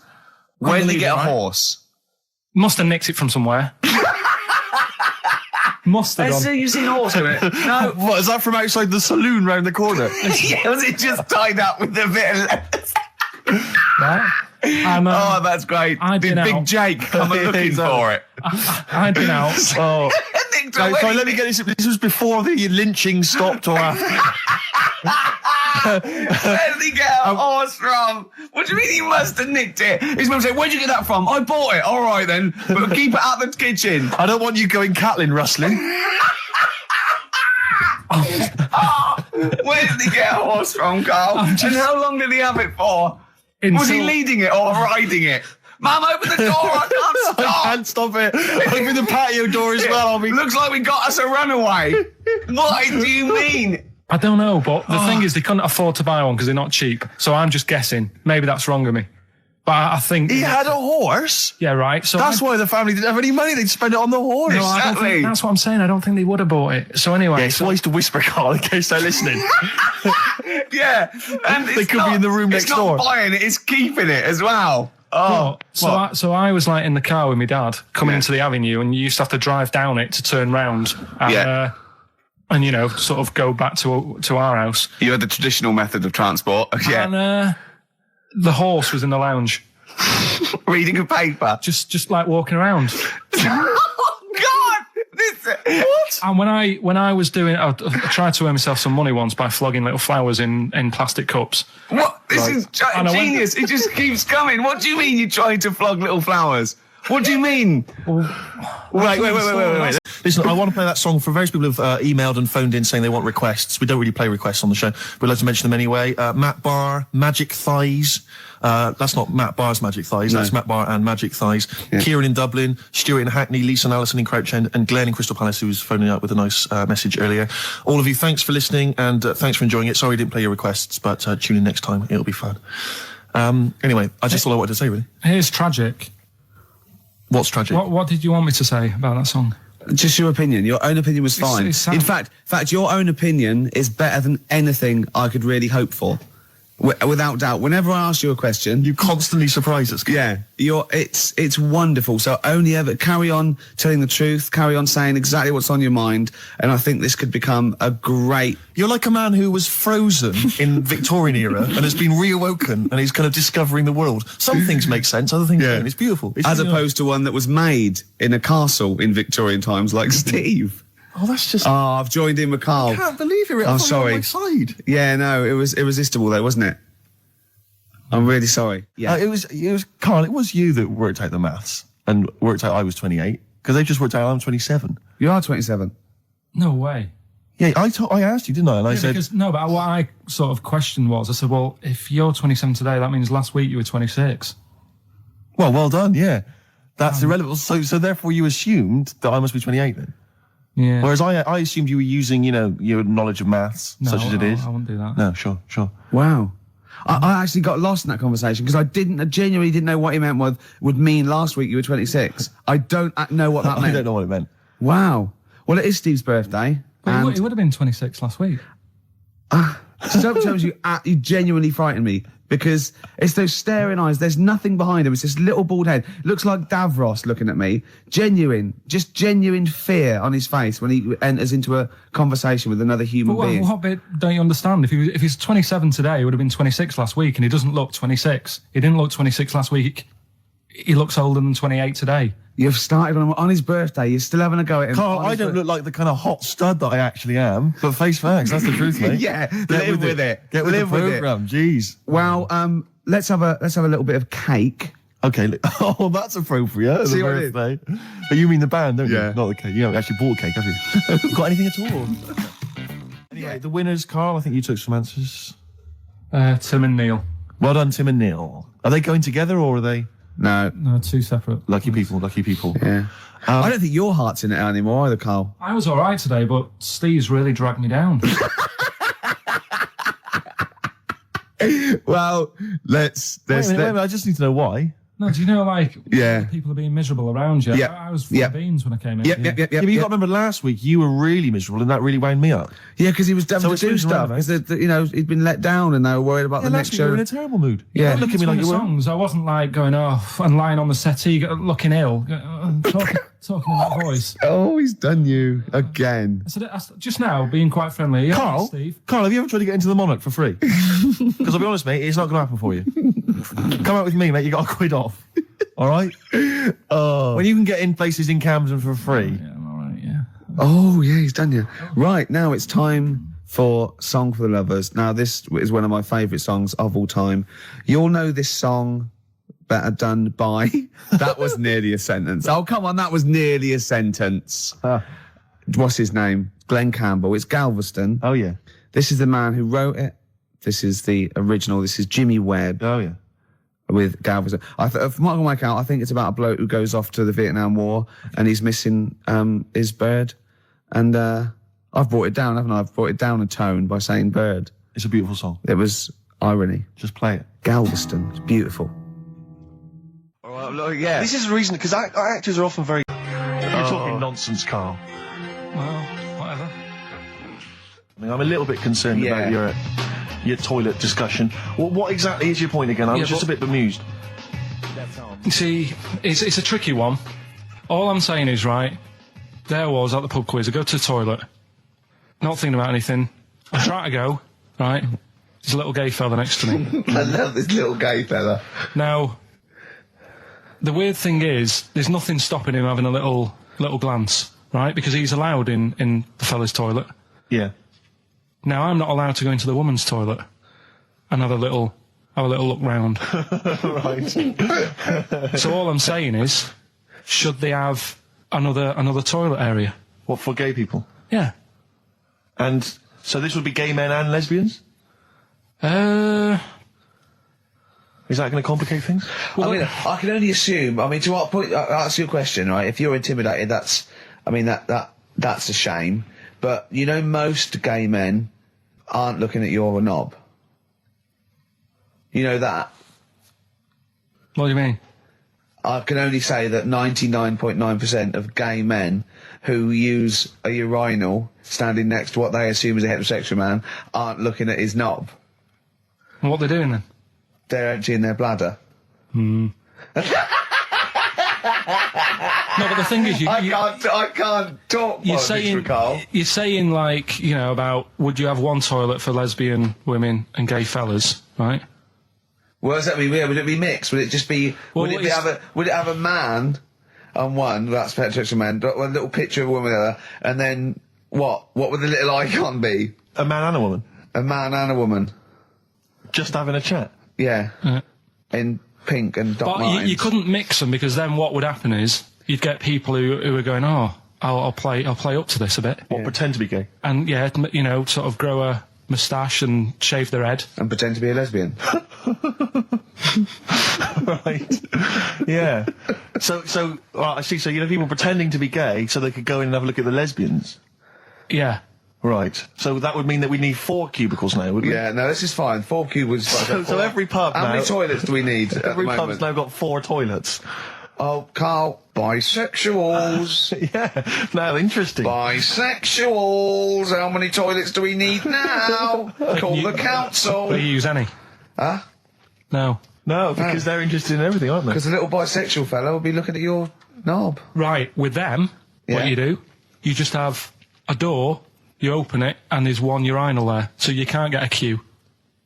They have to sort of wait. I've just thought of it. Well, why can't there just be a thing between the urinals so no one can look at anyone else's knob? Wait a minute. Just to go back to Ricky's point, what stops, even if we've got the toilet for gay men, what stops the gay men who want to have a look at your willy going in the regular toilet and pretending that they're straight? Most men don't Who is gonna police this? wear gay across their No, head. exactly. They don't have a tattoo. There's no branding yet in the British house where they have to declare. So we're going to have to expand this. What So we've do all you- got to carry identity Do you know cards. you can see a gay, can you? Coming a mile off.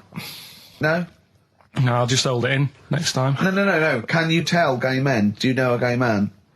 I'd say probably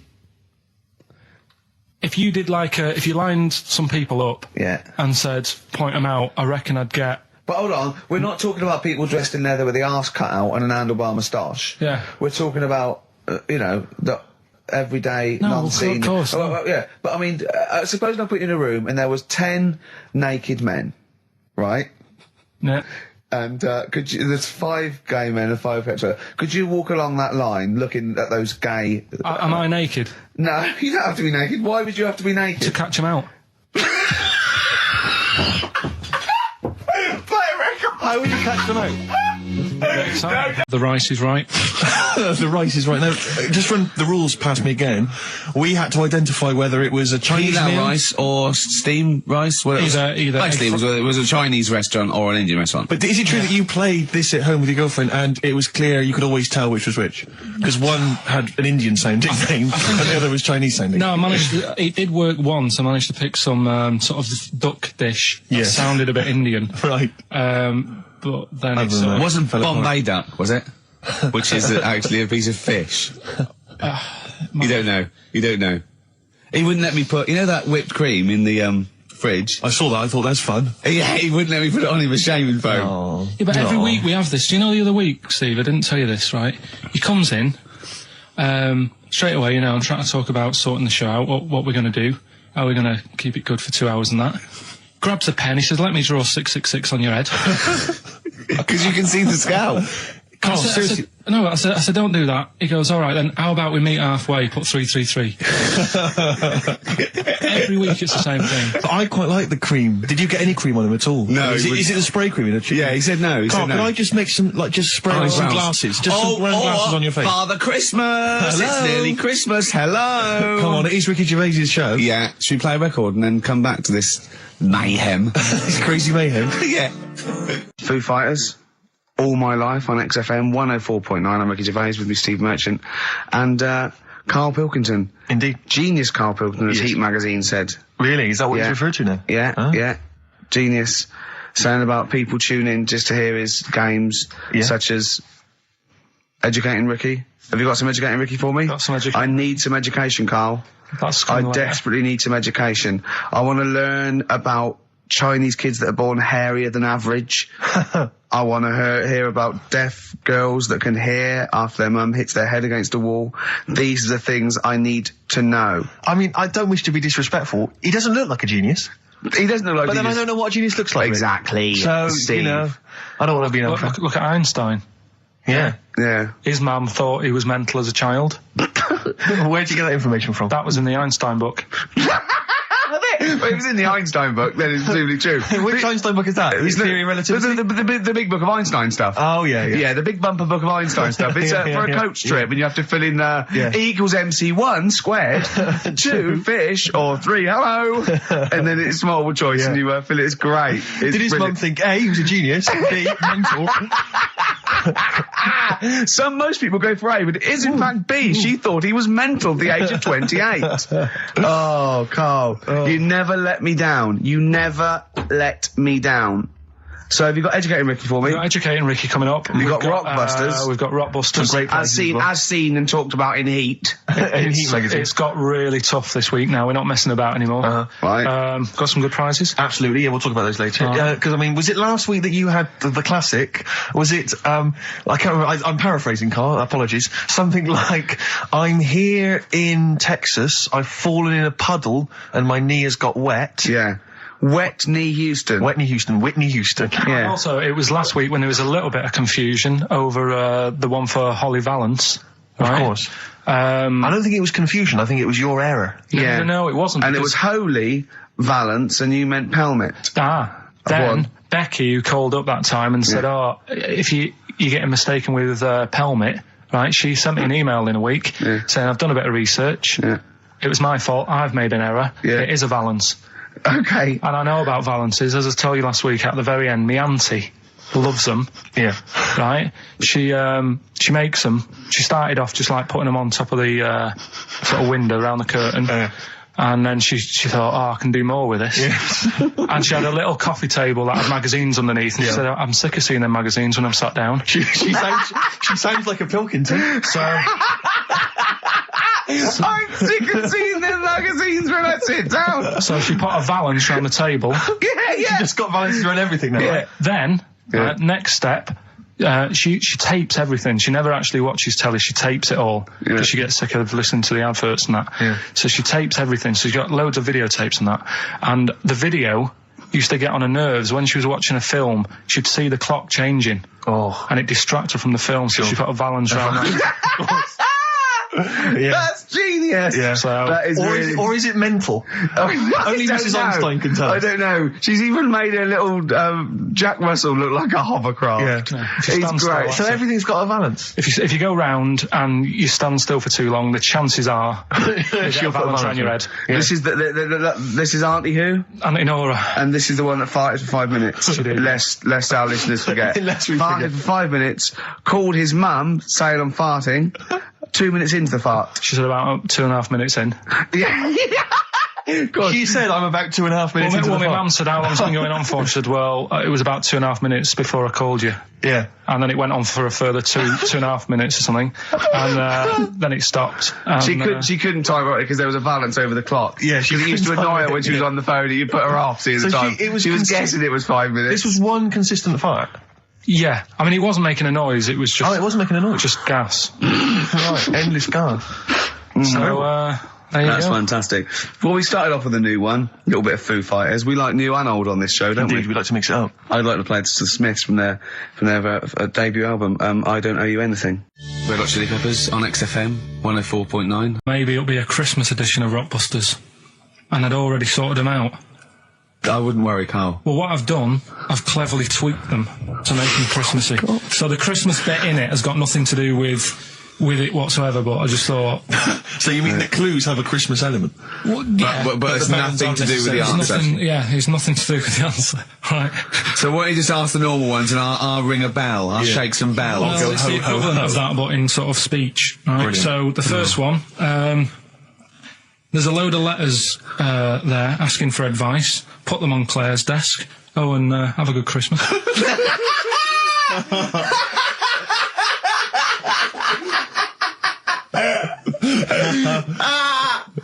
Oh, give it to us again. Oh, God. Right, so there's a load of letters asking for advice. Put them on Claire's desk.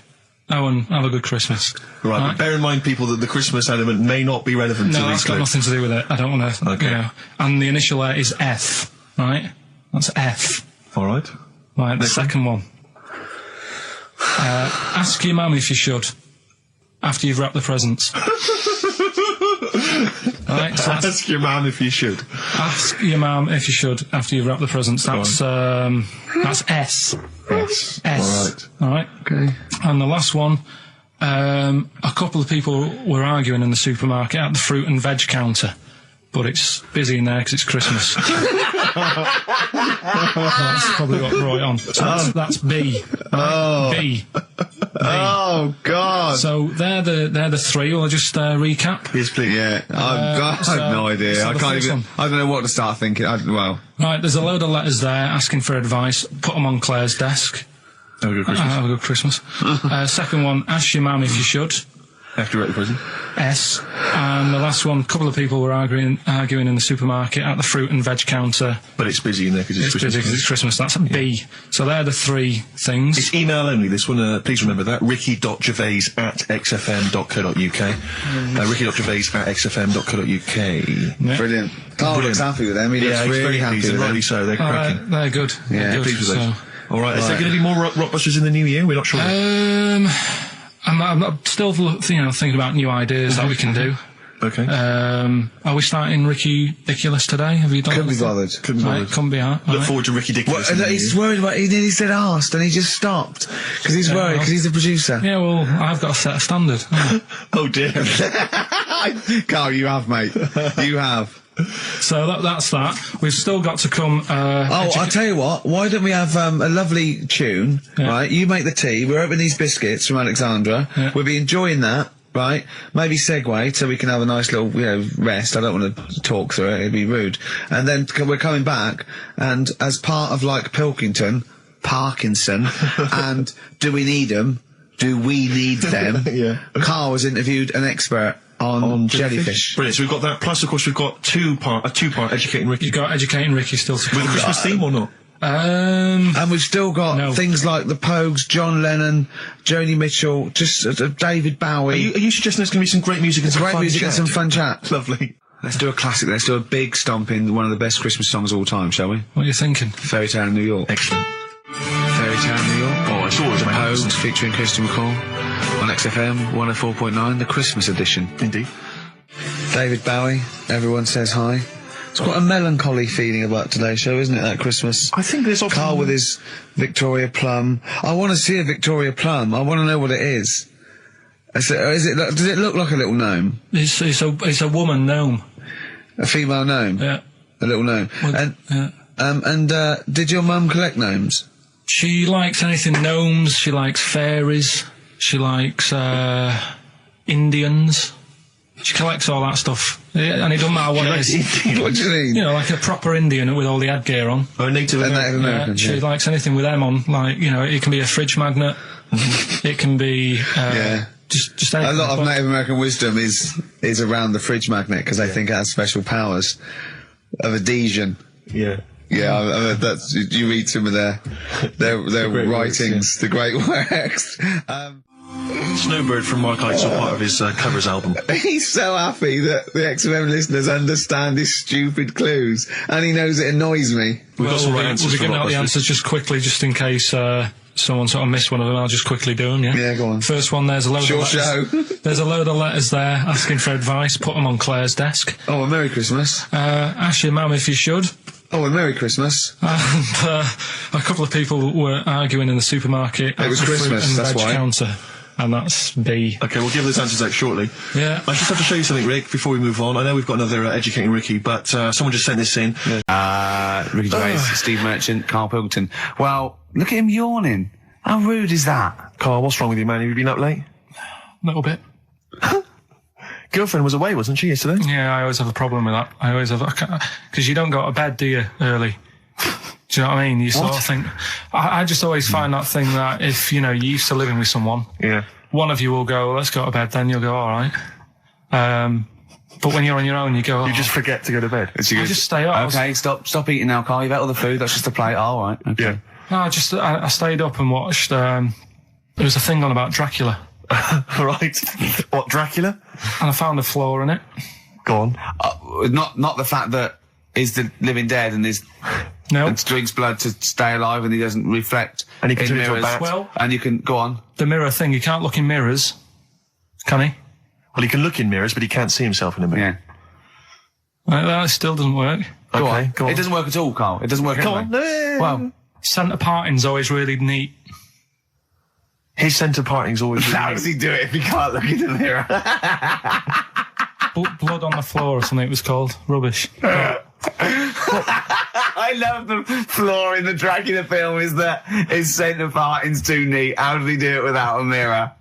Oh. Was it a documentary about Dracula? No, Yeah, there was... the real it's Dracula, the real called- Dracula bit. Yeah, the real Dracula, the It's true just a story. film. It had blood on the floor or something. It's called. Yeah. It's rubbish. We had a little lunch yesterday, didn't we? We did indeed. That was a nightmare. Yeah, I we- hate going out with you two. I was explaining to Carl, right? I like to excite Carl's imagination, right? And if it involves chimps or monkeys, all the better. Brains he likes, parts of the body, deformity. You know, I know where to, you know, what buttons to push. And I told him about this thing. I don't know if any of you out there know about this, but there's an experiment they did in the 50s, a clinical psychology experiment where there's your two hemispheres of the brain, okay? They're joined by a thing called the corpus callosum, right? Which is just a little flap of skin, like a little scarlet lead that joins your two hemispheres.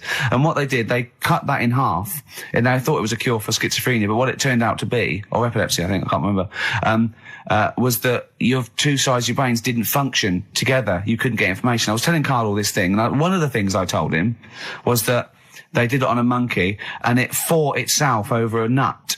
Like its right arm was connected, you know, by its left lobe of the brain, and it was fighting over itself. And Karl went, instead of like thinking this is amazing experiment, he went, would it have been happy if you'd given it 2 nuts? Yeah, I know.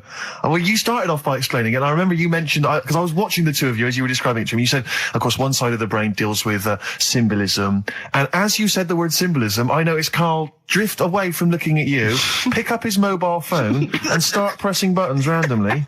And I thought it was the word symbolism that got him. And I noticed it took you just a moment longer. And I think the first thing you said was, when did I lose you? Yeah, I knew I'd lost him. It's extraordinary. And he doesn't even try to disguise I said it. nomenclature at one point as well. Right, yeah. And I knew I was dicing with death there. Yeah.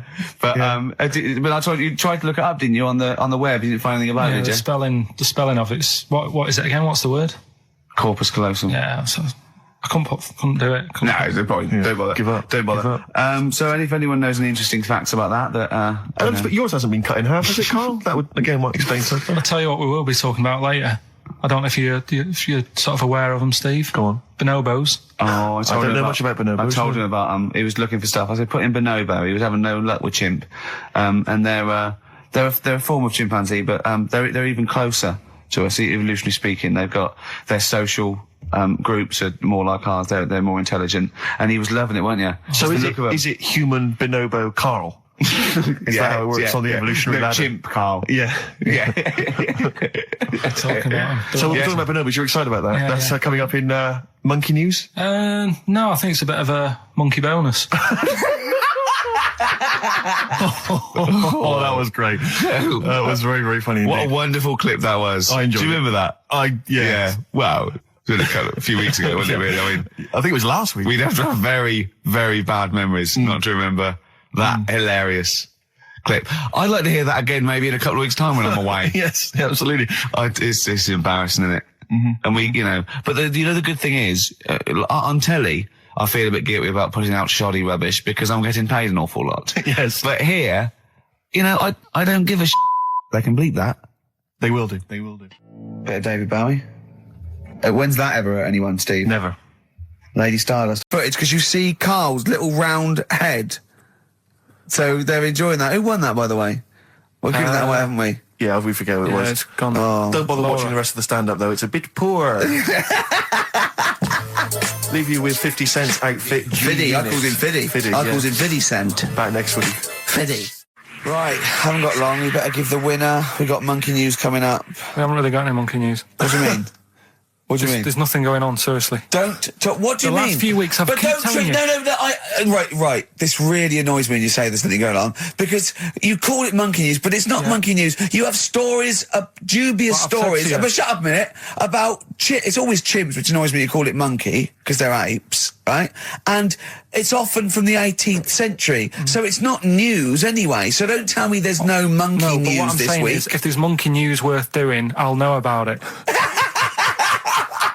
And there isn't anything, so let's leave it. Right, okay, you are going to give me some monkey news, Well, okay, well, I'm telling you, you are going to give me some monkey news, or we're not leaving. Right, well, my mum sent me some.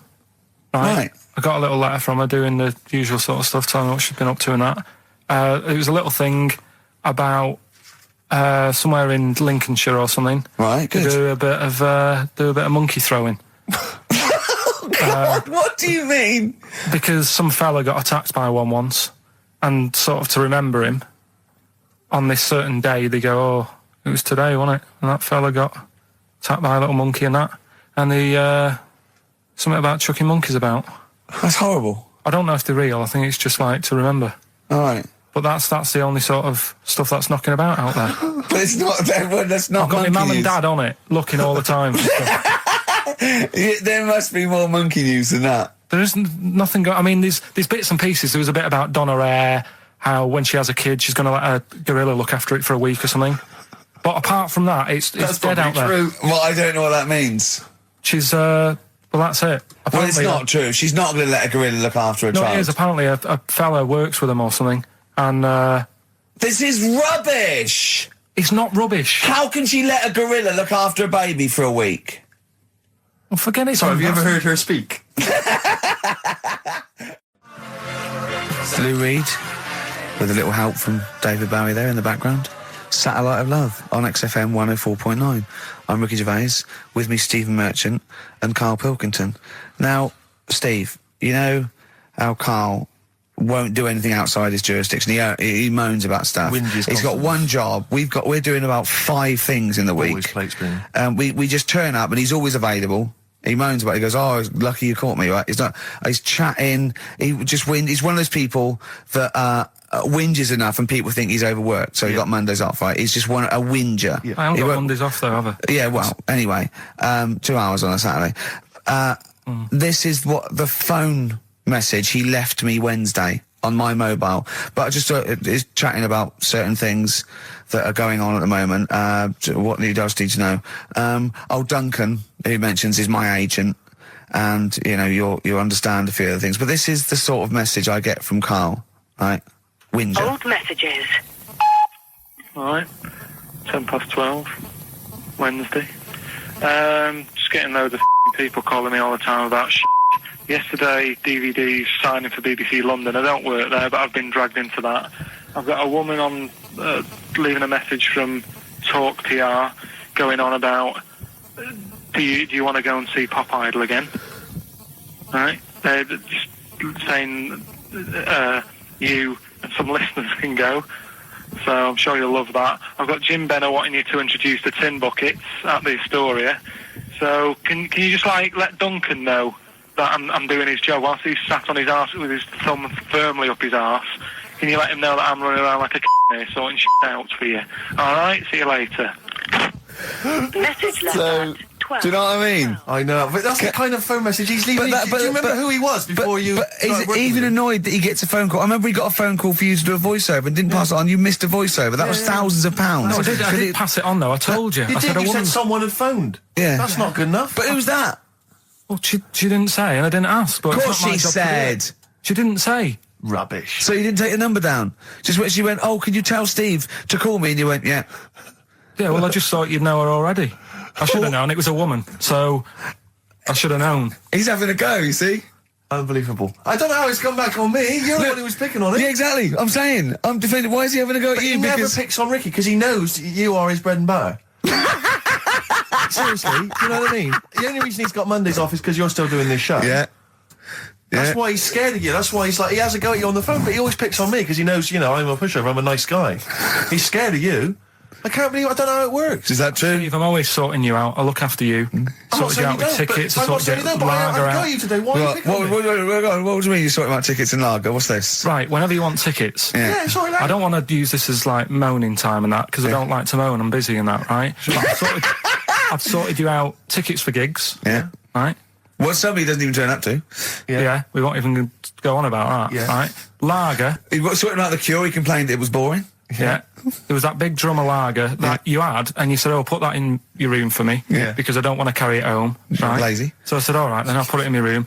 It goes missing, it gets nicked. Then you have a go at me because it got nicked. Yeah. I get you another one. You make me carry it around town for you for half an hour. Then you say, "Oh, I can't be bothered taking it home. Can you take it back to work for me?" Yeah. But interestingly, this is like a year ago, so it's obviously it's still pressing on you. Oh, is it? hang on. And I forgot the one when we had an argument over 50p. When we went out you for a didn't want to coffee. give me 50p back that you owed me. That was the same day you'd given him about 40 quid worth of lager. But see, this is my problem. This was my point at the time. It's not the 50p in terms of money is not what's important. The fact that you think you don't have to give me money back because it's only 50p, that was the point at stake.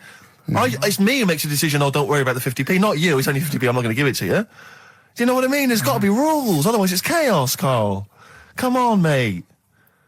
All I right? don't want to fall out about No, it. that's not all right. Should we kiss and make up? Do you want that? Do you want No, to do it's that? all right. Yeah. Well, should we play a little record and come back to this? Because I can't believe it started with you slagging him off, Rick, and I've ended up I know. as the monster. I know. Bit of R.E.M. Yeah. Carl, can we have the tomato story after the next tune? Yeah. Bit of Coldplay. Yeah, love it. Yeah. Coldplay. The Scientist on XFM 104.9. Right. Competition, isn't it? No, it's Educating Ricky Part 2. Oh, is it? Yep. I wasn't even listening. He's doing all the work. I wasn't even listening. Oh, and he spilled some water down that. Right, what's this one again then? Right. What's the teaser headline? teaser headline is "What's tomato with you?" Brilliant. Yeah. Go on in. How excited were you when you came up with that? You couldn't wait to come in and tell us, could you? I think it's a good one because you won't forget it now, will you? I mean, like the worm one. What's so special about the worm? a lot of people think that if you cut a worm in half, 2 worms will grow, but no. What happens is if you cut the head end slightly nearer the tail than the head, the tail will die, but the worm with the head will be okay. So, it's exploded a myth, and it taught me something. Right, so the second one, part 2 of educating Ricky. What's tomato with you? Yeah. What this one's about is, ages ago. It's scientific. There's never a date. There's never a country, a location. Okay, settle down, children. This is A-level history. Right. Once upon a time. Yeah. When a mental place with swords was a king. Forget his name, but he was a loony. So, and it was we're literally ages ago. Yeah. So, good luck in the exam. Yeah. Right. So, all right, many years ago. Oh, yeah, cleared that up. Go on. They thought tomatoes were poisonous. Right? Because what Hold on, are they going to be proved wrong at the end of this story? Well, because I don't want to give away the ending, but is it something to do with are they poisonous tomatoes? No. Oh, you're having a laugh. I don't believe it. Go on. They could have been eating tomatoes all this time. Oh, Steve, what's tomato with you anyway? Okay, so I think a minute. What's Let's just tomato with recap quickly. Many years ago, when people thought tomatoes were poisonous. Yeah. Go on, Well, they didn't know they were poisonous then because they were still eating them. But what was happening? Well, they're not. But they're not poisonous. But hang on a minute. All right, and it's not. I'm just going to listen. I'm not even going to talk. Okay, I'm not going to tackle anymore. If you remember, years ago they didn't have like pottery plates. They had lead plates. Right. What are you talking? Just let him talk. Sorry, what year is this? Let him talk. Come on. Plates made out of lead, and what they'd end up doing, they'd say, right, do you want a tomato? And they'd go, yeah, all right. And they'd put the tomato on the lead plate and cut it. And because of the acid in the tomato, right, it would sort of make the lead runny, and the lead would go into the tomato, and they'd say, oh, it's lovely this, and they'd be eating it. They'd get food poisoning, lead poisoning, what have you, and they'd be really ill. So they thought tomatoes were poisonous, so they didn't eat them for many years. And when you say they, do you mean the people of Narnia? Yeah, this didn't happen. Where was this happening? Sort of in Britain and that. You put him on the spot there. Oh, I hope there's no uppity pupils at this school when they go, what do you mean, sir? Oh, if you're going to... Oh, I'm fed up with you. Do you understand? No. So the No, you've got... No, right, okay, first of all, Carl, where'd you get this information from? Where 14 times as well? Do you know... You can't remember? I don't know where I got that from. I don't know where I got it from. But why don't you think that makes sense? But what? Someone once got lead poisoning from a tomato? Not just one, loads, and then all of a sudden... No. Why is this educating me? Because I'm telling you that tomatoes... I can't take anything away from this. Yeah, I don't know what to take away from this. What have I learned? What have I learned? Don't mix lead with tomatoes. Why is this educational in any shape or form? What are you telling me? A long time ago in the land of Glunk, right, where the ninnies did slib, right, they thought tomatoes were poisonous because they ate plates of lead. What are you talking about? Yeah, but we all know tomatoes aren't poisonous. Is that what we're taking from the story? Is that the moral of the story? Don't believe these people that I'd never heard of before. What are you talking about, Carl? I think it's a bit weird. It's a bit weird, yeah. It's the same people that were spreading those malicious worm rumours. My hangover's coming back. I've got to get some water. Play a record that was rubbish. I'll tell you something I do know. Go on. Right? But I can't really get a question out of it. Go on, just tell us. There's a shadow... You went to Lanzarote. Yeah. People said don't go to Lanzarote. They told you it was Lanzarote. They told you, were they right or wrong? They were right, yeah. Really? Yeah, it's a bit ropey, yeah. Is it? Why? Just, out there. If it wasn't for the volcano they had, it'd been knackered. That's their big draw, is it? That's it, basically. That's all they've got going for them. When you landed, was it really hot? Were you quite excited? You were thinking this is okay? It was warm. It's we can't complain about the weather. The weather was all right. Sure.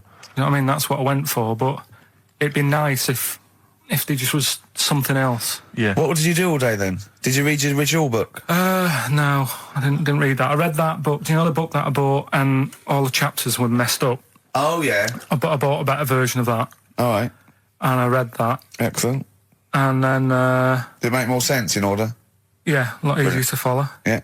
And then we went and had a look at the volcanoes and that. They've got 36 of them to look at. How many did you look at before you realised that pretty much, you've seen one volcano, you've seen them all? Probably about 6 or 7. Really? And then when you got to the 8th, you thought, now I know what this is going to be, Suzanne. This is going to be like a mountain with a hole in the top. Yeah. Really? But it happened years ago as well. It's like, just keep a couple, fill the rest in, tidy it up. Fill the rest in! Yeah, no, Well, getting some builders. No, seriously though. Okay, 4 million tons of concrete, please. They're an absolute death trap. Yeah, what do you mean fill them in? Do you know what a volcano is? Just a hole, isn't it? That's happened. Well, it's more than the happened back hole. It's in- more a portal to the magma in the centre of the earth. Back in 1730 it happened, and they still haven't sorted it out. Well, when you say it happened, volcanoes were made a lot longer ago than 1730. No, but the one that did Lanzarote in. Right. Sort it out. What would you suggest? How tidy can they up. fill it in? It's joined. It's all joined. No, but what I'm And saying is, it was the a- big it was- plates of the earth are all joined. It All was the a disaster, magma's wasn't it? joined. With the trade centre thing, that happened. They cleaned it up, sorted it out, they've moved on. That's what I'm saying. Whereas Lanzarote have just gone, leave it. It happened back in 1730. You misunderstand me. How, in the name of God, can you fill in a volcano? You ignorant twit. No, but it's not just the holes. They've actually left the lava everywhere. That's what I mean. It's not just the big holes. There's lava everywhere. But it's molten rock. They can't just pick it up like a carpet. Put it in the holes. The holes are there ready. Just push it all in. That's what I'm saying. Do you know what a fable is? I've got a rough idea. Okay, it's a thing that uses sort of metaphor, analogy, just to explain sort of morals. I mean, they're very old for a start, and it's all. I'll give you an example of one. A quick one. Oh, the one about the dog with 2 bones. He goes to a dog's got a bone. He sees a reflection in the lake, and he thinks, "Oh, that dog's got a nice bone. I'll have that." And as he goes to get that one in the reflection, he drops the one he's got, and that's one about I think I was told one when I was younger. Go on. I think it was one. This young lad, he's got a dog, right, and he sort of is about 8 years old. And this dog, he's had it since he was about 4, and it's a bit tired now, and he chucks sticks for it, and it doesn't go for it. And he's saying to his mum, "Oh, I want a new dog because this one's useless. It doesn't do what it doesn't have any fun with me." So they say, "Oh no, but Rover's a good little dog. You should look after it." And he's like, "Oh, I don't like it. I want a new one." So they buy him a new puppy, and it's running around, yapping about, and he's loving it, and he's playing around with it in the grass. And then one day he goes to the park and he's messing about and rolling about with it, and he falls into the lake, right?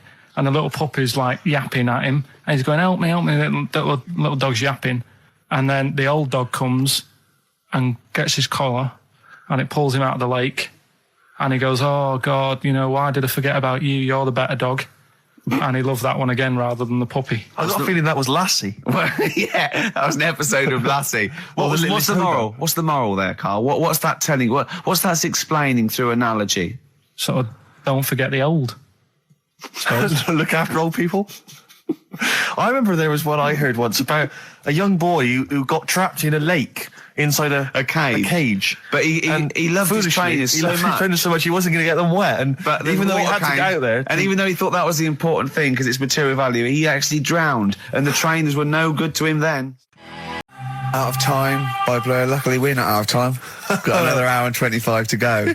So it's not over yet on XFM 104.9. I'm Ricky Gervais, with me Steve Merchant and Karl Pilkington. we've had quite a lot of emails as ever. Rick. I should just say, because we're very lazy. It's a much listened to show. We're very lazy people, and we rarely reply or read out the emails. But I never read the emails. Absolutely. So never I rely. If I haven't replied to them, or my mail, or Steve opens my mail and reads my emails. So if I haven't replied, it's just because he hasn't passed it on to me. Yeah. Okay. But I haven't passed it on to you because I know you'll never reply. Sure. So, I'm just cutting out that.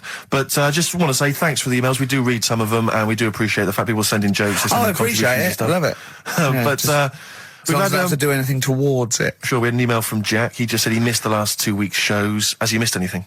Not really. No, it's the same stuff. Same old I rubbish. think last week Carl was having a go at Chinese people not aging well.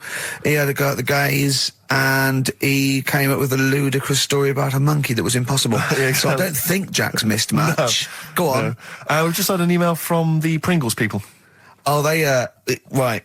Good, because it's finally started to happen. I hear these stories about people getting given cars and Armani suits and trips abroad, and we haven't had no, but finally people are starting to, realise what we're doing, our impact on society, Yeah. and we've got a whole box of Pringles sent to us. Not all those little tubes, the proper tubes, the foot-long tubes. Yeah. So, and well, what have they said? Well, the Pringles They guys want have them said, back. No, they've said they like the show, and if you want more Pringles, give them a call and they'll send you I more want more Pringles. Pringles. Yeah. I bloody love Pringles. Yeah. Pringles are... The thing about Pringles is, they're Moorish, right? Yeah.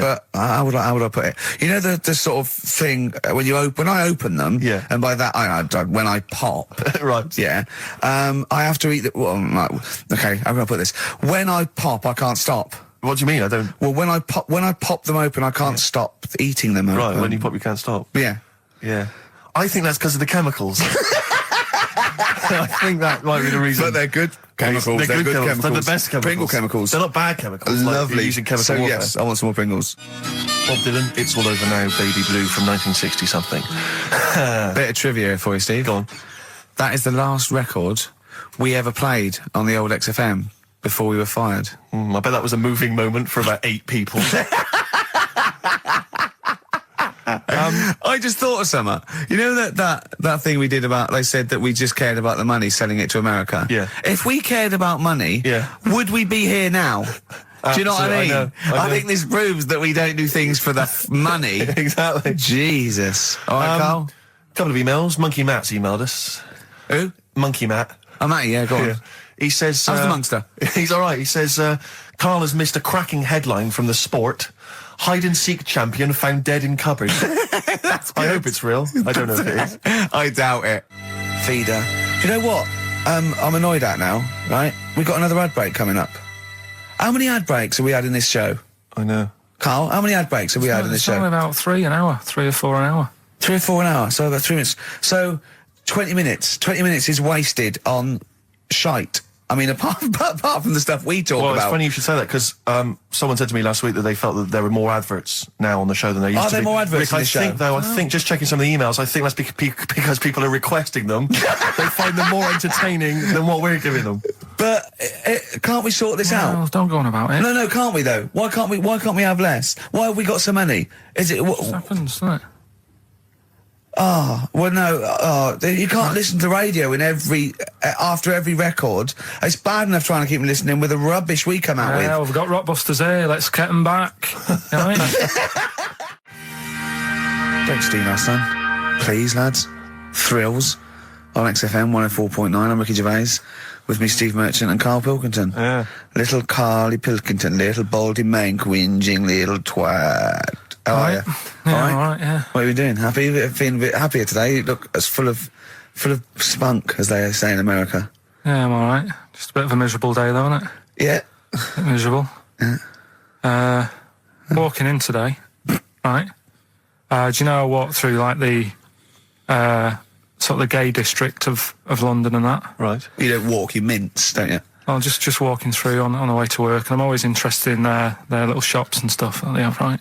Loads of... Their little shops. That's don't be ashamed of. If you want to go in and buy something, go in and buy something. I'm just having a look at, looking in the windows and stuff. Little postcard just near the entrance. Yeah. That's meant to tease people in, to make people go, that sounds good, I'll nip in. Right? Little postcard. Free butt plugs with every sale. That's great. How did we get from 5p off milk to free butt plugs with every sale? Wow. What's society come to? Well, it's because we're liberated, Rick. Yeah. You know, it's an open What society. did you buy to get them? You didn't buy... Oh, I didn't but what's the purpose? What, of the poster or of butt plugs? Butt plugs. Because I really honestly You don't... shove them up your arse, don't you? Whoa, slow down, bum. Shove them up your bum. Yeah. But when? Is that just like when you're doing whatever, doing stuff around the house, or I think it's not to keep things out. Is it like you would use a plug in the sink to keep, the water in the sink? Oh, if you're not gay. Get that? Oh, yeah. No, I know what you mean, yeah. I don't know. No entry. What is it? I mean, I don't understand what I that's don't know. I assume it either feels good or are they... well, I've got to be careful here. Or are they sort of like breaking it in? Right, yeah. Do you know what I mean? Like it's like a shoehorn. Sure. or It's like when you stick paper in your shoes if they're a bit tight. Or those people who sort of like put little bits of wood in their lips, and then as soon they've got big plates in their lips. Yeah. Same with the butt plug. It means you can, you're ready for anything. I don't know, do I? And look at Carl's face. Well, if you know what butt plugs are used for, then why not get in touch? Ricky.Gervais at extra.co.uk. What do you think? If there's any... I can't believe we're already on this subject. I know. It's 1:05 and we're I was going to say then, if there's any people who use butt plugs, and I was thinking that Carl would have said, well, they're not up yet. Yeah. Because they go out late. no, but what is it? We're award-winning people. We've written a TV Not on show. It's radio, highly though. respected. Not on radio. We're rubbish on radio. I know, but We've got nothing to lose. I always say to you, Steve, that I like educating people and that. Now, the way I see it is I didn't know what they were. Let's phone to go in. Someone might know about butt plugs. All right, we'll get. No, get them on. Get them on. Ask them. No, because they might say something dodgy. Oh. Yeah, whereas what have we just been doing? Just take a chance. Take a chance and tell them not to swear. Well, you tell them. Okay. Right, Steve. I haven't got my headphones on. Hello, who's that? Hold on. Who, sorry? Nicholas. Nicholas, hello, mate. You're not going to swear, are you? No, I'm not going to Keep it clean. Yeah. Keep them keen. What were you calling about? I'm phoning about your plugs. About not my plugs, but sure, plugs in general. What do you know much about them? No, Are you a plug user yourself? No, I'm just thinking if maybe you've got some gay friends and you're spending the night at their place, you might want to use one. Right. What, you mean experiment with them, or? No, so you can make sure they're not going to do anything while you're asleep. Could I suggest, just lock the door? I mean, that is easier to me. Can I make a bigger suggestion? That's probably the most homophobic thing we've had said on the show today. Thanks very much for your call. Right, okay, good. Well, that's why we shouldn't put people on the line. Just, without checking first. I think Carl's made a good point.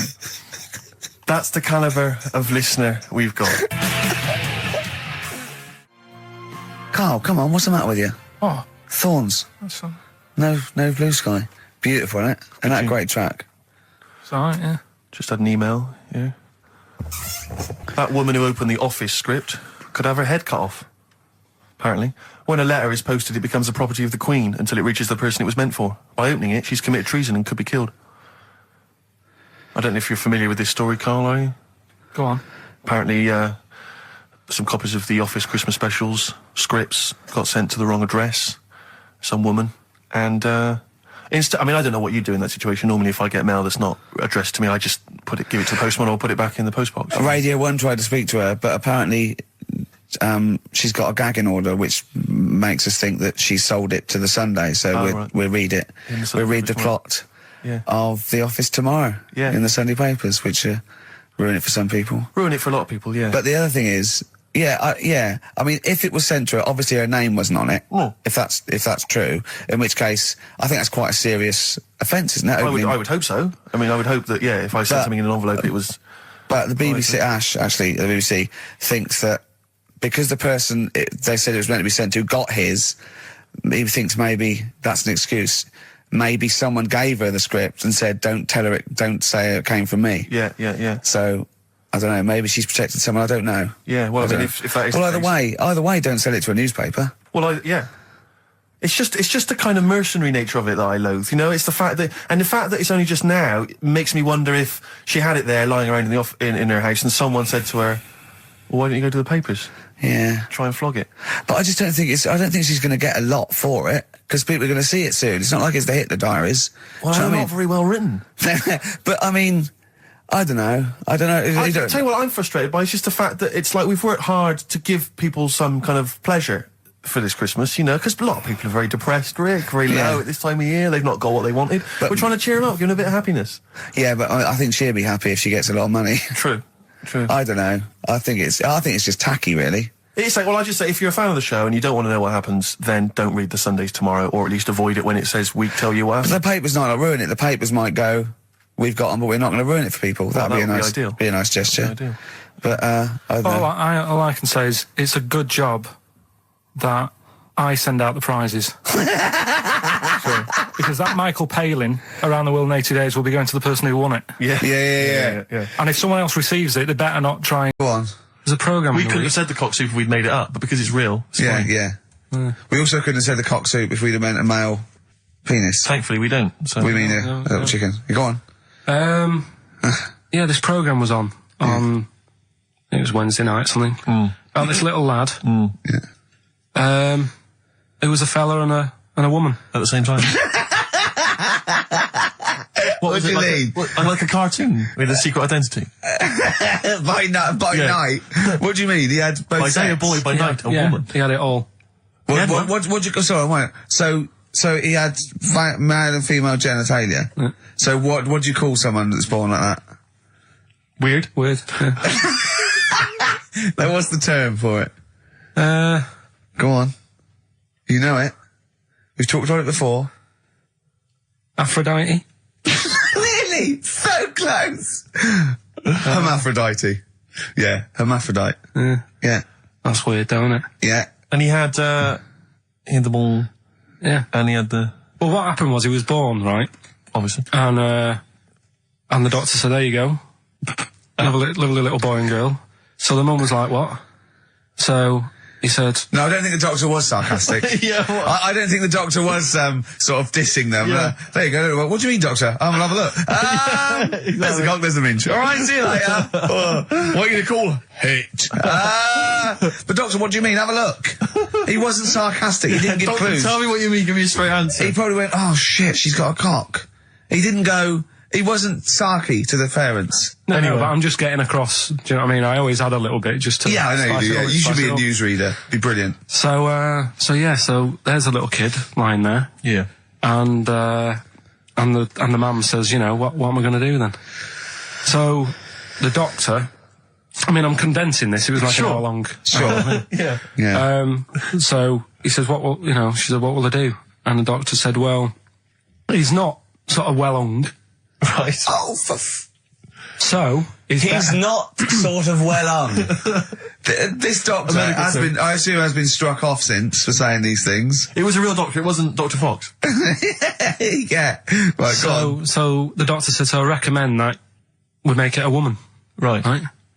So they sort of do a little bit of jiggery pokery. Yeah, a little bit of work. And I don't think that's true, Carl. No, it is. It was on the programme. But I think they can tell really what they were meant to be from their chromosomes, can't they? They can tell whether they're X, Y, Y, or yeah, X. not just, it's not very well hung. No, I tell you what, because back then, when this was going on... Yeah, no, right, I'm just thinking they might not have had to. The doctors then thought if you had a kid, right, and you thought, it's a bit ugly, maybe it'll have a better life if it was a fella. If it was a girl and it's a bit ugly and you think it's going to get a hard time. Right, don't talk shite. What? What?